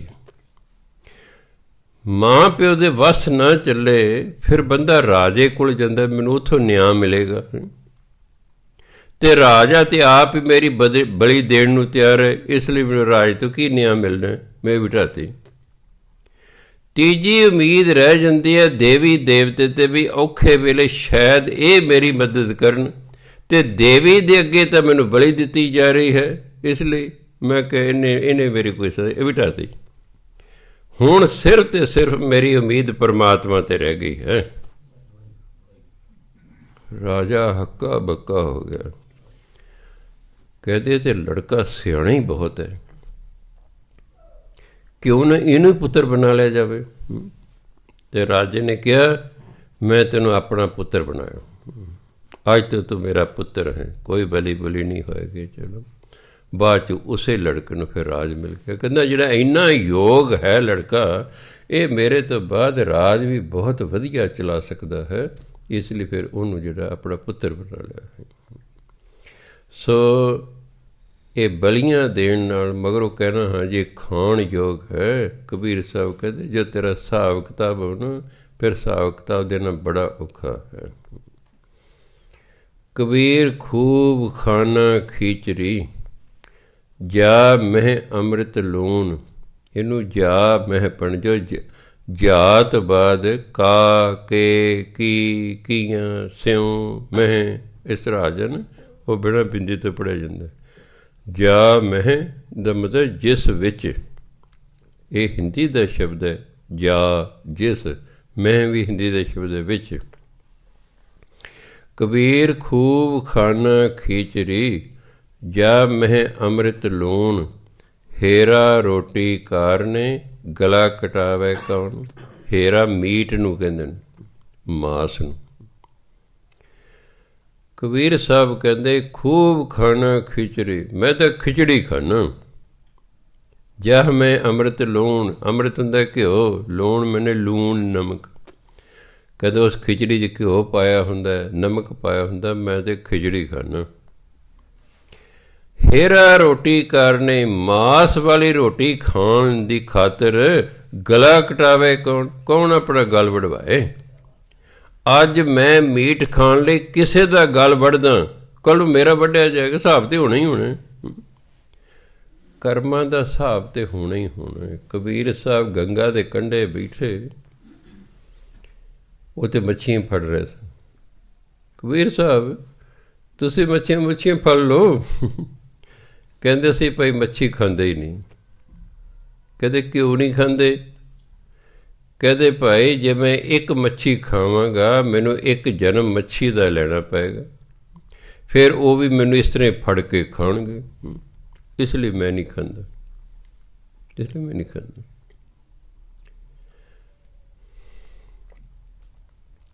ਮਹਾਤਮਾ ਬੁੱਧ ਨੂੰ ਉਹਨਾਂ ਚੇਲਿਆਂ ਨੇ ਪੁੱਛਿਆ ਵੀ ਸਵਾਮੀ ਜੀ ਤੁਸੀਂ ਮੀਟ ਨਹੀਂ ਖਾਂਦੇ। ਕਹਿੰਦੇ ਮੈਨੂੰ ਤਾਂ ਗਿਆਨ ਹੈ, ਮੈਂ ਤਾਂ ਨਹੀਂ ਖਾਂਦਾ। ਕਿ ਤੁਹਾਨੂੰ ਕੀ ਗਿਆਨ ਹੈ। ਕਹਿੰਦੇ 10 ਜਨਮ ਪਹਿਲਾਂ ਵੀ ਮੈਂ ਰਾਜਕੁਮਾਰ ਸੀ, ਹੁਣ ਵੀ ਮੈਂ ਰਾਜਕੁਮਾਰ ਸੀ। 10 ਜਨਮ ਪਹਿਲਾਂ ਵੀ ਮੈਂ ਰਾਜਕੁਮਾਰ ਸੀ। ਮੇਰਾ ਵਿਆਹ ਹੋਇਆ, ਉਦੋਂ ਛੋਟੀ ਉਮਰ 'ਚ ਵਿਆਹ ਕਰਦੇ ਸਨ। ਜਦੋਂ ਮੈਂ ਜਵਾਨ ਹੋ ਗਿਆ, ਮੈਂ ਮੁਕਲਾਵਾ ਲੈਣ ਗਿਆ, ਆਪਣੀ ਘਰ ਲੈਣ ਗਿਆ। ਉਹਨਾਂ ਨੇ ਮੈਨੂੰ ਬੱਕਰੇ ਦਾ ਮੀਟ ਖਵਾ ਦਿੱਤਾ। 10 ਜਨਮ 9 ਜਨਮ ਮੈਂ ਬੱਕਰੇ ਦੇ ਬਤੀਤ ਕੀਤੇ ਨੇ। ਹਰ ਵਾਰੀ ਮੈਨੂੰ ਵੱਢਿਆ ਜਾਂਦਾ ਸੀ, ਖਾਧਾ ਜਾਂਦਾ। ਹਾਲਾਂਕਿ ਮੈਂ ਬੱਕਰਾ ਵੱਢਿਆ ਨਹੀਂ, ਸਿਰਫ ਬੱਕਰੇ ਦਾ ਮੀਟ ਹੀ ਖਾਧਾ ਸੀ। 9 ਜਨਮ 'ਤੇ ਮੈਨੂੰ ਬੱਕਰਾ ਬਣਨਾ ਪੈ ਗਿਆ। 10ਵੇਂ ਜਨਮ 'ਚ ਮੈਂ ਦੁਬਾਰਾ ਰਾਜਕੁਮਾਰ ਬਣਿਆ। ਮੈਨੂੰ ਗਿਆਨ ਹੈ, ਮੈਂ ਇਸ ਲਈ ਨਹੀਂ ਖਾਂਦਾ ਮੀਟ, ਇਸ ਲਈ ਨਹੀਂ ਖਾਂਦਾ। ਕਬੀਰ ਸਾਹਿਬ ਕਹਿੰਦੇ ਫਿਰ ਆਪਣਾ ਗਲਾ ਕੌਣ ਕਟਾਏਗਾ? ਅੱਜ ਮੈਂ ਮੀਟ ਖਾਣ ਲਈ ਦੂਜੇ ਜਾਨਵਰ ਦਾ ਗਲਾ ਕਟਾਂਗਾ, ਫਿਰ ਮੈਂ ਆਪ ਜਾਨਵਰ ਬਣਾਂਗਾ ਅਤੇ ਫਿਰ ਅਗਲੇ ਜਨਮ ਮੇਰਾ ਗਲਾ ਕੱਟਿਆ ਜਾਏਗਾ। ਇਸ ਲਈ ਮੈਂ ਨਹੀਂ ਖਾਂਦਾ। ਬਾਕੀ ਤੁਹਾਡੀ ਮਰਜ਼ੀ ਹੈ। ਮੈਂ ਤੁਹਾਡੇ ਤੋਂ ਕੁਝ ਠੋਸਣੀ ਨਹੀਂ, ਮੈਂ ਤਾਂ ਬਾਣੀ ਦੇ ਅਰਥ ਕਰ ਰਿਹਾ। ਮੇਰੇ ਵੱਲੋਂ ਜੇ ਤਰੀ ਖਾਈ ਜਾਓ ਅਤੇ ਮੇਰੇ ਬੋਟੀਆਂ ਖਾਈ ਜਾਓ, ਜੋ ਮਰਜ਼ੀ ਪੈ ਕਰੋ। ਜੋ ਕਬੀਰ ਸਾਹਿਬ ਕਰ ਉਹ ਮੈਂ ਤੁਹਾਨੂੰ ਦੱਸਦਾ। ਉੱਥੇ ਬਾਨੇ ਬੂਨੇ ਨਹੀਂ ਸੁਣੇ ਜਾਣੇ ਵੀ ਹਾਂ ਜੀ ਇਹਨਾਂ ਦਾ ਕੀ ਅਚਾਰ ਪਾਉਣੇ ਜੀ, ਇਹਨਾਂ ਨੂੰ ਕੀ ਹਲੀ ਜੋਣੇ ਜੀ। ਉਹ ਕਹਿੰਦੇ ਕੋਈ ਜਮਦੂ ਕਿ ਹਾਂ ਆ ਜਾ ਤੈਨੂੰ ਹਲੀ ਜੋਨੇ, ਆ ਜਾ ਤੇਰੀ ਉਡੀਕ ਸੀ। ਤਾਂ ਉਹਨੇ ਕਿਹਾ, ਕਹਿੰਦੇ ਅਸੀਂ ਹਾਂ ਭਗਤੀ ਕਰਨ ਵਾਲੇ ਬੰਦੇ, ਖੂਬ ਖਾਣਾ ਖਿਚੜੀ, ਅਸੀਂ ਤਾਂ ਖਿਚੜੀ ਖਾਂਦੇ ਹਾਂ। ਜਾ ਮਹਿ ਅੰਮ੍ਰਿਤ ਲੂਣ, ਜਿਸ 'ਚ ਘਿਓ ਪਾਇਆ ਹੋਇਆ, ਨਮਕ ਪਾਇਆ ਹੋਇਆ ਹੈ। ਜੇ ਖਿਚੜੀ ਘਿਓ ਪਾਇਆ, ਨਮਕ ਪੂਰਾ ਠੀਕ ਹੋਵੇ ਨਾ, ਬੜੀ ਸਵਾਦ ਹੁੰਦੀ ਹੈ। ਹੇਰਾ ਰੋਟੀ ਕਾਰਨੇ, ਮਾਸ ਨਾਲ ਰੋਟੀ ਖਾਣ ਲਈ ਗਲਾ ਕਟਾਵੇ ਕੌਣ? ਕੌਣ ਆਪਣਾ ਗਲਾ ਵਡਵਾਏ? ਅੱਜ ਮੈਂ ਮੀਟ ਦੀ ਰੋਟੀ ਖਾਵਾਂਗਾ, ਕੱਲ੍ਹ ਨੂੰ ਫਿਰ ਜਿਹੜਾ ਹੈ ਮੇਰਾ ਵੀ ਗਲ ਅਗਲੇ ਨੇ ਵੱਢ ਦੇਣਾ, ਵਿਆਹ ਜਾਵੇ ਸੱਜਣਾ। ਕਬੀਰ ਗੁਰ ਲਾਗਾ ਤਬ ਜਾਨੀਏ, ਮਿਟੈ ਮੋਹ ਤਨ ਤਾਪ, ਹਰਖ ਸੋਗ ਦਾਜੈ ਨਹੀਂ, ਤਬ ਹਰ ਆਪਹਿ ਆਪ। ਬਾਣੀ ਪੜ੍ਹਨ ਵਿੱਚ ਬੜਾ ਖਿਆਲ ਰੱਖਣਾ ਹੁੰਦਾ। ਬਹੁਤ ਸਾਰੇ ਗੁਰਮੁਖ ਪਿਆਰੇ ਨਾ ਦੁਲਾਮਾ ਨਹੀਂ ਬੋਲਦੇ। ਹੁਣ ਹਾਹੇ ਤੋਂ ਪਹਿਲਾ ਅੱਖਰ ਪੱਪਾ ਹੈ। ਪੱਪਾ ਹੈਗਾ ਮੁਕਤਾ। ਪੰਜਾਬੀ ਅਤੇ ਹਿੰਦੀ ਦਾ ਇਹ ਨਿਯਮ ਹੈ ਕਿ ਹਾਹੇ ਤੋਂ ਪਹਿਲਾਂ ਜੇ ਅੱਖਰ ਮੁਕਤਾ ਹੋਵੇ ਉਸ 'ਤੇ ਦੁਲਾਵਾਂ ਲੱਗ ਜਾਂਦੀਆਂ ਅਤੇ ਹਾਹੇ ਦੀ ਸਿਆਰੀ ਆਪਣੇ ਆਪ ਖਤਮ ਹੋ ਜਾਂਦੀ ਹੈ। ਹੁਣ ਰਹਿ ਗਿਆ ਆੜੇ ਨੂੰ ਕੰਨਾ, ਪੱਪੇ ਨੂੰ ਦੁਲਾਵਾਂ, ਹਾਹਾ ਬਣ ਗਿਆ ਆਪੈ। ਇਹਨੂੰ ਆਪੇ ਨਹੀਂ ਪੜ੍ਹ ਦੇਣਾ, ਆਪਣੀ ਮਰਜ਼ੀ ਨਹੀਂ ਕਰਨੀ, ਆਪੇ ਨਹੀਂ ਪੜ੍ਹਨਾ। ਉੱਥੇ ਲਿਖਿਆ ਗਾਵੈ, ਗੱਗੇ ਨੂੰ ਕੰਨਾ, ਵਾਹਵੇ ਨੂੰ ਦੁਲਾਵਾਂ, ਗਾਵੈ ਪੜ੍ਹਨਗੇ ਗਾਵੇ। ਜਾਂ ਤਾਂ ਬੋਲਣਾ ਨਹੀਂ ਆਉਂਦਾ ਅਤੇ ਜਾਂ ਅਸੀਂ ਲਾਪਰਵਾਹ ਹਾਂ, ਦੋਨੇ ਗੱਲਾਂ ਹੋ ਸਕਦੀਆਂ। ਹੁਣ ਮਸਕੀਨ ਜੀ ਕਿੱਡੇ ਵੱਡੇ ਕਥਾਕਾਰ ਹੋਏ, ਪੰਥ ਰਚਣਦਾਰ, ਉਹਨਾਂ ਸਾਰੀ ਉਮਰ ਦੁਲਾਵਾਂ ਹੀ ਨਹੀਂ ਬੋਲੀਆਂ। ਉਹ ਗਾਵੇ ਨੂੰ ਗਾਵੇ ਹੀ ਪੜ੍ਹਦੇ ਰਹੇ।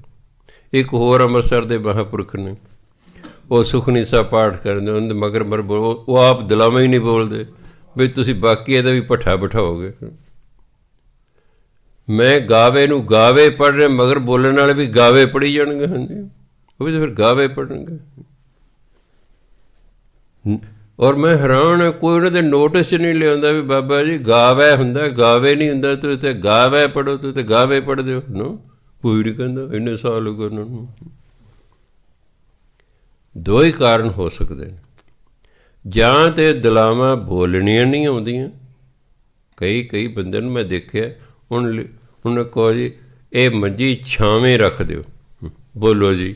ਉਹ ਕਹਿੰਦੇ ਇਹ ਮੰਜੀ ਸਾਵੇਂ ਰੱਖ ਦਿਓ, ਹੁਣ ਨਹੀਂ ਬੋਲਣ ਛੱਛਾ। ਹੁਣ ਛੱਛਾ ਬੋਲਣਾ ਹੀ ਨਹੀਂ ਆਉਂਦਾ। ਹੁਣ ਕਹੋ ਛਾਂ, ਕਹਿਣਗੇ ਸਾਂ, ਕਹਿਣਗੇ ਕਿ ਸਾਂ। ਉਹ ਤਾਂ ਇੱਕ ਮਜਬੂਰੀ ਹੈ ਵੀ ਬੋਲਣੇ ਨਹੀਂ ਆਉਂਦਾ, ਫਿਰ ਤਾਂ ਗੱਲ ਖਤਮ ਹੈ। ਪਰ ਬੋਲਣਾ ਆਉਂਦਾ ਅਤੇ ਫਿਰ ਕੁਛ ਹੋਰ ਬੋਲਦੇ ਨੇ, ਫਿਰ ਅਫਸੋਸ ਹੁੰਦਾ ਵੀ ਬੋਲਣਾ ਆਉਂਦਾ। ਗਾਵੈ, ਹੁਣ ਕਿ ਬੋਲੋ ਜੀ ਮਗਰ ਗਾਵੈ, ਉਹ ਬੋਲਦੇ ਮਗਰ ਗਾਵੈ, ਇਹਦੇ ਵਿੱਚ ਬੋਲਣਾ ਤਾਂ ਆਉਂਦਾ। ਇਹਦਾ ਲੰਬਾ ਤਾਂ ਲਾਪਰਵਾਹੀ ਹੈ, ਵੀ ਬੇਧਿਆਨਗੀ ਹੈ, ਵੀ ਗਾਵੇ ਬੋਲੇ ਜਾ ਰਿਹਾ। ਤਾਂ ਮੈਂ ਦੱਸਿਆ ਕਿਉਂਕਿ ਤੁਹਾਡੇ ਜੇ ਬਹੁਤੇ ਪਾਠੀ ਬੈਠੇ ਹੋਏ ਨੇ, ਤੁਹਾਡਾ ਪਾਠ ਸ਼ੁੱਧ ਹੋ ਜਾਏ। ਮੈਂ ਕਥਾ ਕਰਦੇ ਹੋਏ ਮੇਰੇ ਦੋ ਉਦੇਸ਼ ਨੇ।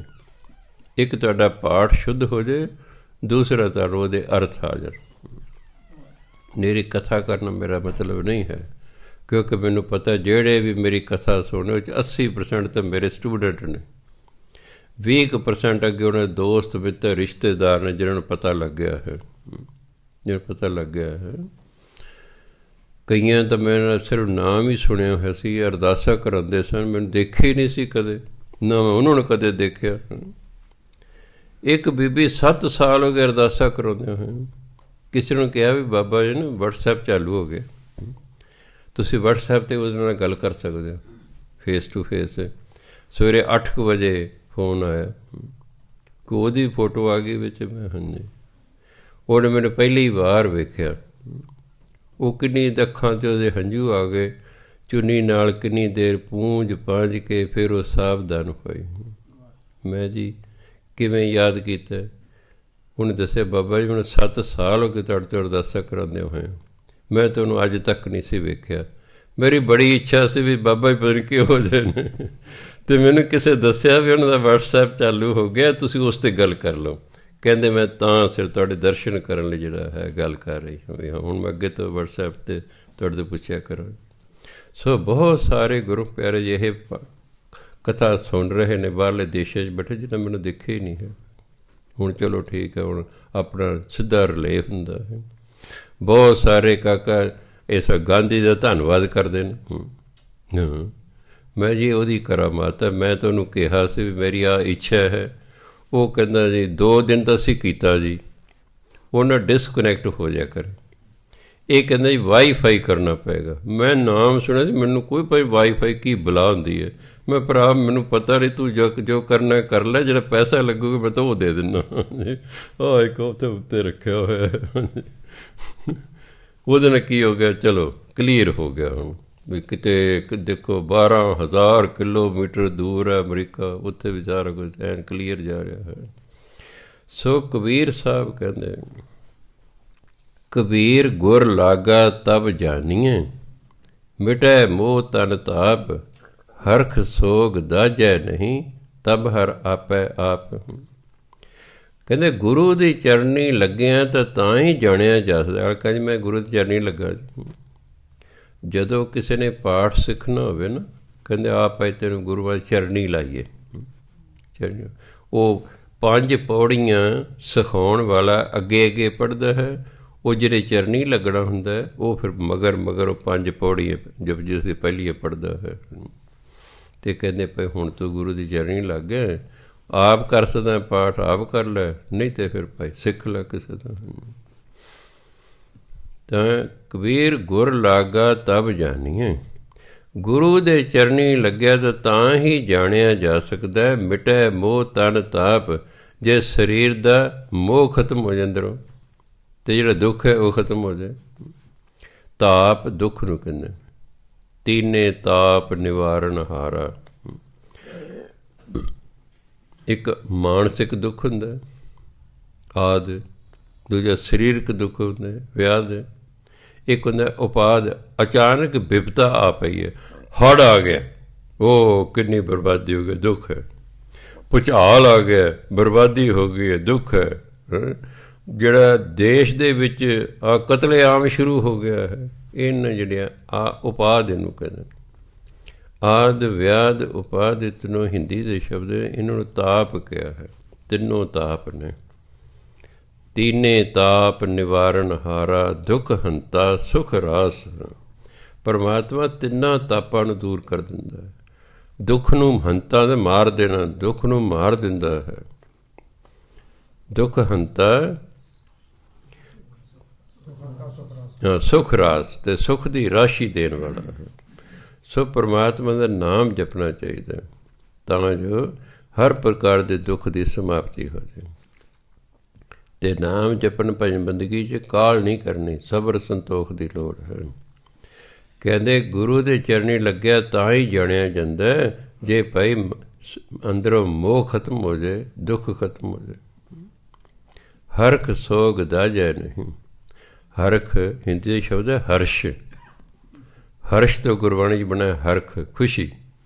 ਸੋਗ ਦੁੱਖ ਅਫਸੋਸ। ਦਾਜੈ ਦਾ ਸਾੜ ਨਾ। ਜਿੱਥੇ ਖੁਸ਼ੀ ਗਮੀ ਮਨੁੱਖ ਨੂੰ ਸਾੜਦੀ ਨਹੀਂ, ਖੁਸ਼ੀ ਗਮੀ ਦਾ ਉਸ 'ਤੇ ਅਸਰ ਨਹੀਂ ਹੁੰਦਾ। ਸਾਡੇ 'ਤੇ ਖੁਸ਼ੀ ਦਾ ਵੀ ਅਸਰ ਹੈ, ਗਮੀ ਦਾ ਵੀ ਅਸਰ ਹੈ। ਖੁਸ਼ੀ 'ਚ ਅਸੀਂ ਬਹੁਤ ਨੱਚਦੇ ਟੱਪਦੇ ਹਾਂ। ਪੁੱਤਰ ਹੋ ਗਿਆ, ਉਹ ਢੋਲ ਟਬੱਕੇ ਵਜਾ, ਸ਼ਰਾਬਾਂ ਪਿਲਾ, ਫੰਕਸ਼ਨ ਕਰ, ਬੱਲੇ ਬੱਲੇ ਬੱਲੇ। ਜੇ ਡੈਥ ਹੋ ਗਈ ਹੈ ਫਿਰ ਰੋਂਦੇ ਪਿੱਟਦੇ, ਫਿਰ ਰੋਂਦੇ ਪਿੱਟਦੇ। ਕਹਿੰਦਾ ਅਸਲ ਗੁਰੂ ਦੇ ਚਰਨੀ ਲੱਗਣ ਦਾ ਤਾਂ ਹੀ ਮਤਲਬ ਜੇ ਇਹ ਦੋਨੋਂ ਚੀਜ਼ਾਂ ਅੰਦਰੋਂ ਖਤਮ ਹੋ ਜਾਣ। ਖੁਸ਼ੀ ਗਮੀ ਤੋਂ ਮਨੁੱਖ ਉੱਪਰ ਉੱਠ ਜਾਏ।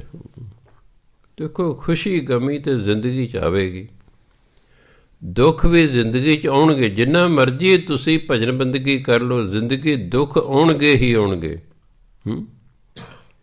ਨਾਲੇ ਕਹਿੰਦੇ ਜੀ ਨਾਮ ਜਪਣਾ ਦੁੱਖ ਖਤਮ ਹੋ ਜਾਂਦੇ ਨੇ। ਦੁੱਖ ਜ਼ਿੰਦਗੀ 'ਚ ਆਉਣਗੇ ਹੀ ਆਉਣਗੇ, ਪਰ ਤੁਸੀਂ ਦੁੱਖ ਨੂੰ ਦੁੱਖ ਨਹੀਂ ਮੰਨੋਗੇ। ਪੰਚਮ ਪਾਤਸ਼ਾਹ ਤੋਂ ਵੱਧ ਕੋਈ ਭਜਨ ਬੰਦਗੀ ਨਹੀਂ ਕਰਦਾ। ਹੁਣ ਕਿੱਡਾ ਵੱਡਾ ਉਹਦੀ ਜ਼ਿੰਦਗੀ ਦੁੱਖ ਆਇਆ ਹੈ। ਮੈਂ ਰੋਟੀਆਂ ਪਕਾ ਰਿਹਾ ਸੀ ਅਤੇ ਮੈਨੂੰ ਯਾਦ ਆ ਗਿਆ ਵੀ ਤੱਤੀਆਂ ਤਵੀਆਂ 'ਤੇ ਬਿਠਾਇਆ ਮੈਂ ਤਾਂ ਤਵਾ, ਮੈਂ ਉਂਗਲ ਲਾਈ, ਉਹ ਤਾਂ ਮੱਚ ਗਈ ਮੇਰੀ ਉਂਗਲ, ਚੱਕ ਲਈ। ਬੇਬੇ ਨੇ ਮੈਨੂੰ ਕਿਹਾ ਸੀ ਵੀ ਜੇ ਕਦੇ ਇਸ ਤਰ੍ਹਾਂ ਹੱਥ ਲੱਗ ਜਾਏ ਨਾ ਤਵੇ ਕਾਸੇ ਨੂੰ, ਫਿਰ ਜੇ ਗੁੱਝਾ ਹੋਇਆ ਆਟਾ ਨਾ ਉਸ 'ਚ ਉਂਗਲ ਪਾਉਂਦੀ ਹੈ ਵੀ ਉਹਦੇ ਨਾਲ ਛਾਲੇ ਨਹੀਂ ਤੈਨੂੰ ਹੋਣਗੇ। ਐਂ ਟੱਚ ਕੀਤੇ ਚੱਕ ਲਈਏ। 3 ਦਿਨ ਚਿਲੂ ਕਰਦੇ ਰਹੇ ਮੇਰੇ ਉਹ ਪੋਟਾ ਅੱਗੋਂ। ਮੈਂ ਧੰਨ ਗੁਰੂ ਅਰਜਨ ਦੇਵ ਮਹਾਰਾਜ ਸਨ ਪਤਾ ਨਹੀਂ ਕਿੰਨਾ ਸਮਾਂ ਤਵੀ 'ਤੇ ਬੈਠੇ ਰਹੇ। ਇਹ ਨਹੀਂ ਕਿ ਦੁੱਖ ਨਹੀਂ ਆਵੇਗਾ, ਉਹ ਦੁੱਖ ਨੂੰ ਦੁੱਖ ਮੰਨਦੇ ਹੀ ਨਹੀਂ ਸਨ। ਹੁਣ ਜਿਨ੍ਹਾਂ ਨੂੰ ਦੇਖੋ ਬੰਦ ਕੱਟੇ, ਜਿਨ੍ਹਾਂ ਨੂੰ ਚਰਖੜੀਆਂ 'ਤੇ ਚੜ੍ਹਾਇਆ ਹੈ, ਉਹ ਕੋਈ ਘੱਟ ਦੁੱਖ ਸੀ? ਪਰ ਨਹੀਂ, ਉਹਨਾਂ ਨੇ ਦੁੱਖ ਇੰਨੀ ਪਰਮਾਤਮਾ ਨੇ ਅੰਦਰ ਸਹਿਣ ਸ਼ਕਤੀ ਦਿੱਤੀ ਹੋਈ ਸੀ, ਇੰਨੀ ਉਹਨਾਂ ਦੀ ਨਾਮ ਦੀ ਕਮਾਈ ਸੀ ਕਿ ਉਹਨਾਂ ਨੇ ਦੁੱਖ ਨੂੰ ਦੁੱਖ ਮੰਨਿਆ ਹੀ ਨਹੀਂ ਹੈਗਾ। ਜੋ ਨਰ ਦੁੱਖ ਮੈਂ ਦੁੱਖ ਨਹੀਂ ਮੰਨੈ, ਸੁਖ ਸਨੇਹ ਅਰ ਭੈ ਨਹੀਂ ਜਾਕੈ, ਕੰਚਨ ਮਾਟੀ ਮਨ ਉਹ ਬ੍ਰਹਮ ਗਿਆਨੀ ਹੁੰਦਾ। ਸੋ ਦੁੱਖ ਤਾਂ ਆਉਣਗੇ ਜ਼ਿੰਦਗੀ 'ਚ। ਇਹ ਨਹੀਂ ਕਹਿਣਾ ਮੈਂ ਬੜਾ ਭਜਨ ਬੰਦਗੀ ਕਰਦਾ ਜੀ, ਮੈਂ ਬੜਾ ਸਿਮਰਨ ਕਰਦਾ, ਮੇਰੇ ਦੁੱਖ ਕਿਉਂ ਆ ਗਿਆ ਹੈ। ਦੁੱਖ ਆਉਂਦੇ ਨੇ। ਕਈ ਵਾਰੀ ਸਾਡੇ ਆਪਣੇ ਕਿਸੇ ਕਾਰਨ ਨਹੀਂ ਹੁੰਦੇ, ਸਾਡਾ ਭੈੜੇ ਲੋਕਾਂ ਨਾਲ ਵਾਹ ਪੈ ਜਾਂਦਾ ਹੈ, ਉਹਨਾਂ ਕਰਕੇ ਅਸੀਂ ਦੁਖੀ ਹੋਈ ਜਾਂਦੇ ਹਾਂ। ਆਪ ਚੋਰੀ ਨਹੀਂ ਕਰਦੇ ਪਰ ਚੋਰ ਚੋਰੀ ਕਰਕੇ ਲੈ ਕੇ ਦੁੱਖ ਤੇ ਹੈ ਨਾ, ਆਰਥਿਕ ਤੌਰ 'ਤੇ ਨੁਕਸਾਨ ਪਹੁੰਚਾਤਾ ਹੈ, ਮਨ ਦੀ ਸ਼ਾਂਤੀ ਖਤਮ ਕਰ ਦਿੱਤੀ ਹੈ। ਪਰ ਜੇ ਭਜਨ ਬੰਦਗੀ ਬਹੁਤ ਕੀਤੀ ਹੋਵੇ ਬੰਦਾ ਫਿਰ ਨਾ ਆਰਾਮ ਨਾਲ ਰਹਿੰਦਾ, ਕੋਈ ਬਹੁਤਾ ਉਹ ਦੁਖੀ ਨਹੀਂ ਹੁੰਦਾ। ਜਦੋਂ ਹਰਖ ਸੋਗ ਦਾਜੈ ਨਹੀਂ, ਇਹ ਸਾੜੇਗਾ ਨਹੀਂ, ਅਸਰ ਨਹੀਂ ਕਰੇਗਾ, ਤਬ ਹਰ ਆਪੈ ਆਪ। ਤਾਂ ਸਮਝੋ ਪਰਮਾਤਮਾ ਹੀ ਪਰਮਾਤਮਾ ਅੰਦਰ ਰਹਿ ਜਾਏਗਾ ਤੁਹਾਡੇ। ਫਿਰ ਅੰਦਰ ਪਰਮਾਤਮਾ ਹੀ ਪਰਮਾਤਮਾ ਹੋਵੇਗਾ, ਉਹੀ ਸਿਰਫ ਰਹਿ ਜਾਏਗਾ। ਕਬੀਰ ਰਾਮ ਕਹਿਨ ਮਹਿ ਭੇਦ ਹੈ, ਤਾ ਮਹਿ ਏਕ ਵਿਚਾਰ, ਸੋਈ ਰਾਮ ਸਭੈ ਕਹੈ, ਸੋਈ ਕੌਤਕ ਹਾਰ। ਇੱਕ ਰਾਮ ਤੇ ਉਹ ਹੈ ਜਿਹੜਾ ਸਾਰਿਆਂ ਵਿੱਚ ਰਮਿਆ ਹੋਇਆ ਹੈ, ਸਾਰਿਆਂ 'ਚ ਵਸਦਾ ਹੈ, ਜਿਹਨੂੰ ਆਪਾਂ ਪਰਮਾਤਮਾ ਕਹਿੰਦੇ। ਮਹਾਤਮਾ ਗਾਂਧੀ ਵੀ ਹਰ ਵਕਤ ਰਾਮ ਰਾਮ ਕਰਦੇ ਰਹਿੰਦੇ ਸਨ। ਕਿਸੇ ਨੇ ਪੁੱਛਿਆ ਵੀ ਮਹਾਤਮਾ ਜੀ ਤੁਸੀਂ ਕਿਸ ਰਾਮ ਨੂੰ ਯਾਦ ਕਰਦੇ ਹੋ? ਕਿਉਂਕਿ 2 ਰਾਮ ਨੇ, ਇੱਕ ਪਰਮਾਤਮਾ, ਇੱਕ ਰਾਮਚੰਦਰ ਜੀ। ਕਹਿੰਦੇ ਜਿਹੜਾ ਸਾਰਿਆਂ 'ਚ ਰਮਿਆ ਹੋਇਆ ਹੈ, ਮੈਂ ਉਸ ਦਾ ਨਾਮ ਜਪਦਾ, ਭਾਵ ਮੈਂ ਪਰਮਾਤਮਾ ਜਪਦਾ। ਇੱਕ ਤੇ ਉਹ ਪਰਮਾਤਮਾ ਹੋ ਗਿਆ ਰਾਮ। ਦੂਜਾ ਕੌਤਕਹਾਰ। ਕੌਤਕਾਰ ਹੁੰਦਾ ਸਵਾਂਗੀ। ਮੈਂ 8ਵੀਂ 'ਚ ਪੜ੍ਹਦਾ ਸੀ, ਮੈਨੂੰ ਰਾਮ ਲੀਲਾ ਸੀਤਾ ਦਾ ਪਾਠ ਦਿੱਤਾ। ਭਰਾ ਮੇਰਾ ਟੀਚਰ ਲੱਗਾ ਸੀ, ਉਹ ਜਿਹੜਾ ਹੈ ਰਾਮਚੰਦਰ ਬਣ ਗਏ। ਹੁਣ ਅਖੀਰਲੇ ਦਿਨ ਸਾਨੂੰ ਕੁਰਸੀਆਂ 'ਤੇ ਬਿਠਾ ਲਿਆ ਗਿਆ। ਹੁਣ ਲੋਕਾਂ ਨੇ ਆ ਕੇ ਸਾਡੇ ਚਰਨਾਂ ਨੂੰ ਮੱਥਾ ਟੇਕਣਾ ਸੀ। ਮੇਰਾ ਭਰਾ ਮੈਨੂੰ ਕਹਿੰਦਾ ਸੁਣ, ਤੂੰ ਹੈਗਾ 14-15 ਸਾਲ ਦਾ, ਇੱਥੇ ਤਾਂ ਬਜ਼ੁਰਗਾਂ ਨੇ ਬੁੱਢੀਆਂ ਨੇ ਆ ਕੇ ਤੈਨੂੰ ਮੱਥਾ ਟੇਕਣਾ, ਤੂੰ ਆਪਣੇ ਆਪ ਨੂੰ ਸੀਤਾ ਹੀ ਸਮਝਣਾ, ਬਸ ਜੈਮਲ ਸਿੰਘ ਨਹੀਂ ਸਮਝਣਾ, ਆਪਣੇ ਆਪ ਨੂੰ ਸੀਤਾ ਸਮਝਣਾ। ਤੇਰੇ ਦੋਸਤ ਮਿੱਤਰ ਆਉਣ ਤੈਨੂੰ ਹਸਾਉਣ ਦੀ ਕੋਸ਼ਿਸ਼ ਕਰਨਗੇ, ਹਾਂ, ਕਿਉਂਕਿ ਬੱਚਿਆਂ ਦੀ ਆਦਤ ਹੁੰਦੀ ਹੈ। ਹੁਣ ਤੈਨੂੰ ਤੂੰ ਉਹਨਾਂ ਨਾਲ ਵੇਖਣਾ ਨਹੀਂ ਹੈ, ਹੱਸਣਾ ਨਹੀਂ ਹੈ, ਆਪਣੇ ਆਪ ਨੂੰ ਸੀਤਾ ਸਮਝਣਾ ਬਸ, ਜਿੰਨਾ ਚਿਰ ਮੁੱਕ ਨਹੀਂ ਜਾਂਦਾ ਕੰਮ। ਚਲੋ ਮੈਂ ਵੀ ਮਨ ਕਰੜਾ ਕਰੀ ਰੱਖਿਆ, ਬੁੱਢੀਆਂ ਆ ਰਹੀਆਂ ਨੇ, ਬਜ਼ੁਰਗ ਆ ਰਹੇ ਨੇ, ਸਮਝਦਾ ਮੱਥਾ ਟੇਕੀ ਜਾ ਰਹੇ ਨੇ। ਚਲੋ ਠੀਕ ਹੈ। ਹੁਣ ਮੈਨੂੰ ਕਿਹਾ ਸੀ ਐਂ ਹੱਥ ਕਰ ਲਿਆ ਕਰ, ਆਸ਼ੀਰਵਾਦ ਦੇ ਦੇਣੀ ਬਸ। ਇਹ ਹੈ ਕੌਤਕਹਾਰ। ਅਸਲੀ ਨਹੀਂ, ਅਸਲੀ ਸੀਤਾ ਨਹੀਂ, ਸੀਤਾ ਬੰਦਾ ਬਣਿਆ ਹੋਇਆ ਜਨਾਨੀ। ਇਹਨੂੰ ਗੁਰਬਾਣੀ ਲਿਖਿਆ ਕੌਤਕਹਾਰ, ਸੁਆਂਗ। ਜਿਵੇਂ ਤੁਸੀਂ ਕਈ ਵਾਰੀ ਬਾਜ਼ਾਰ ਦੇਖਿਆ ਹੁਣ, ਬੰਦਾ ਹਨੂੰਮਾਨ ਬਣਿਆ ਹੁੰਦਾ, ਪੂਛ ਜੀ ਲਾਈ ਹੈ, ਅੱਗੇ ਮਖੌਟਾ ਮੂੰਹ 'ਤੇ ਚੜ੍ਹਾਇਆ ਹੋਇਆ ਹੈ, ਅਤੇ ਉਹ ਹੈ, ਉਹ ਹਨੂੰਮਾਨ ਤਾਂ ਹੈ ਨਹੀਂ, ਪਰ ਉਹ ਹਨੂੰਮਾਨ ਬਣਿਆ ਹੋਇਆ ਹੈ। ਉਹਨੂੰ ਲਿਖਿਆ ਕੌਤਕਹਾਰ। ਕਹਿੰਦੇ ਰਾਮ ਕਹਿਣ ਮੈਂ ਭੇਦ ਹੈ, ਰਾਮ ਰਾਮ ਕਹਿਣ 'ਚ ਫਰਕ ਹੈ, ਤਾਂ ਮੈਂ ਏਕ ਵਿਚਾਰ, ਉਹ 'ਚ ਇੱਕ ਫਰਕ ਹੈ। ਕੀ ਫਰਕ ਹੈ? ਸੋਈ ਰਾਮ ਸਭੈ ਕਹੈ, ਇੱਕ ਤਾਂ ਉਹ ਰਾਮ ਹੈ ਜਿਹਦੇ ਸਾਰਾ ਨਾਮ ਜਪਦੇ ਨੇ। ਸੋਈ ਕੌਤਕਹਾਰ, ਇੱਕ ਉਹ ਰਾਮ ਹੈ ਜਿਹੜਾ ਸਵਾਂਗ ਕੀਤਾ ਹੋਇਆ, ਜਿਸਦਾ ਰਾਮ ਹੈ ਨਹੀਂ ਪਰ ਸਾਂਗ ਉਹਦਾ ਬਣਾਇਆ ਹੋਇਆ ਹੈ। ਇੱਕ ਕਦੇ ਉਹ ਹੈ। ਇਹ ਹੁਣ ਕਹਿ ਤੁਸੀਂ ਦੇਖ ਰਹੇ ਵੀ ਤੁਸੀਂ ਕਿਹੜੇ ਰਾਮ ਦਾ ਨਾਮ ਲੈਣਾ। ਉਹ ਜਿਹੜਾ ਸਾਂਗ ਹੈ ਉਹਦਾ, ਕਿਉਂਕਿ ਜੋ ਉਸ ਵੇਲੇ ਹੁਣ ਮੈਂ ਦੇਖਿਆ ਫਿਲਮ ਹੁੰਦੀ ਹੈ, ਪਤਾ ਹੈ ਫਿਲਮ ਹੈ, ਇਹ ਸੱਚ ਨਹੀਂ ਹੈ, ਪਰ ਮੈਂ ਦੇਖਿਆ ਆਪ ਵੀ ਜਾਂ ਹੋਰਾਂ ਨੂੰ ਵੀ, ਕਈ ਸੀਨ ਇੰਨੇ ਟੱਚਿੰਗ ਹੁੰਦੇ ਨੇ ਕਿ ਬੰਦਾ ਉਹਨੂੰ ਉਸੇ ਹੂ ਬਹੂ ਸੱਚ ਸਮਝ ਕੇ ਰੋ ਰਿਹਾ ਹੁੰਦਾ, ਫਿਲਮ 'ਚ ਰੋ ਰਿਹਾ ਹੁੰਦਾ, ਹਾਲਾਂਕਿ ਉਹ ਸੱਚ ਨਹੀਂ ਹੁੰਦਾ, ਉਹ ਸੱਚ ਨਹੀਂ ਹੁੰਦਾ। ਮੈਂ ਆਪ ਦੇਖੀ ਫਿਲਮ ਬਣਦੀ, ਮੈਨੂੰ ਤਾਂ ਵਿਸ਼ਵਾਸ ਹੈ। ਪੌੜੀਆਂ ਤੋਂ ਡਿੱਗ ਰਿਹਾ ਬੰਦਾ, ਉੱਥੇ ਮੈਂ ਨੰਗਲ ਹੁੰਦਾ ਸੀ, ਉੱਥੇ ਆਉਂਦੇ ਸਨ ਕਈ ਵਾਰ ਸ਼ੂਟਿੰਗ ਹੁੰਦੀ ਸੀ। ਉਹ ਕੀ, ਉਹ ਜਿਹੜਾ ਉੱਪਰਲਾ ਡੰਡਾ ਹੈ ਉਸ ਨੂੰ ਕਹਿੰਦੇ ਲੇਟ ਜਾ, ਤੂੰ ਲਿਟਾ ਲਿਆ ਉਹਨੂੰ, ਇਹ ਝੁਕ ਜਾਵੇ, ਮੈਂ ਜਿਵੇਂ ਡਿੱਗਣ ਲੱਗਾ, ਉਹਦੀ ਫੋਟੋ ਖਿੱਚ ਲਈਏ, ਉੱਠ ਹੁਣ ਦੂਜੀ ਪੌੜੀ 'ਤੇ ਲੇਟ ਜਾ, ਫਿਰ ਫੋਟੋ ਖਿੱਚ ਲਈ, ਹੁਣ ਤੀਜੀ 'ਤੇ ਲੇਟ ਜਾ, ਐਂ ਅਖੀਰ 'ਤੇ ਧੱਕਾ ਕਰ ਲਿਆ। ਫਿਰ ਉਸ ਫਿਲਮ ਨੂੰ ਨਾ ਤੇਜ਼ ਕਰ ਲੈਂਦੇ ਨੇ ਉਹਦੀ, ਜਿਵੇਂ ਮੈਂ ਪਹਿਲਾਂ ਫਿਲਮ ਐਂ ਬਣ ਰਹੀ ਹੈ, ਇਹ ਇਸ ਤਰ੍ਹਾਂ ਐਂ ਯਾਰ, ਫਿਰ ਜੇ ਇਹ ਇਸ ਤਰ੍ਹਾਂ ਜੇ ਕੀਤੀ ਫਿਲਮ, ਐਂ ਲੱਗਾ ਉਹ ਰੁੜਦਾ ਆ ਰਿਹਾ ਹੇਠਾਂ, ਤਰੰਮ ਕਰਕੇ ਡਿੱਗ ਪਿਆ, ਕੁਛ ਵੀ ਨਾ। ਬੰਦਾ ਪਹਾੜ ਤੋਂ ਡੇਗ ਰਹੇ ਹੇਠਾਂ, ਉੱਤੇ ਦਾ ਬਨੌਟੀ ਬੰਦਾ ਬਣਾ ਕੇ ਗੱਤੇ ਦਾ ਖੜਾ ਕੀਤਾ ਹੋਇਆ ਹੈ। ਲਓ ਜੀ, ਉੱਤੇ ਉਹ ਉੱਤੋਂ ਡਿੱਗ ਪਿਆ ਜੀ, ਡਿੱਗਦੇ ਗੱਤੇ ਫੋਟੋ ਹੋ ਗਈ, ਹੇਠਾਂ ਆ ਕੇ ਡਿੱਗਿਆ, ਹੇਠਾਂ ਬੰਦਾ ਦਿਖਾ ਦੇ ਫੋਟੋ ਖਿੱਚ ਕੇ ਵੀ ਉਹ ਪਹਾੜ ਤੋਂ ਬੰਦਾ ਹੇਠਾਂ ਆ ਕੇ ਡਿੱਗਿਆ ਹੈ। ਹੁਣ ਜੇ ਆਪਣੀ ਅੱਖਾਂ ਅੱਗੇ ਵੇਖ ਲਿਆ ਵੀ ਸਭ ਐਵੇਂ ਹੀ ਹੈ, ਸਭ ਐਵੇਂ ਹੀ ਹੈ, ਪਰ ਉਸ ਵੇਲੇ ਸੱਚ ਲੱਗ ਰਿਹਾ ਹੁੰਦਾ ਹੈ। ਇਹ ਹੈ ਕੌਤਕਹਾਰ। ਕਹਿੰਦੇ ਬਸ ਰਾਮ ਰਾਮ 'ਚ ਫਰਕ ਹੈ। ਇੱਕ ਰਾਮ ਤਾਂ ਉਹ ਹੈ ਜਿਹੜਾ ਸਾਰਿਆਂ 'ਚ ਰਮਿਆ ਹੋਇਆ ਹੈ, ਦੂਸਰਾ ਉਹ ਹੈ ਜਿਹਦਾ ਸਵਾਂਗ ਬਣਾਇਆ ਹੋਇਆ ਹੈ। ਸਤਿਕਾਰਯੋਗ ਸਾਧ, ਸਮਾਂ ਹੋ ਗਿਆ। ਵਾਹਿਗੁਰੂ ਜੀ ਕਾ ਖਾਲਸਾ, ਵਾਹਿਗੁਰੂ ਜੀ ਕੀ ਫਤਿਹ।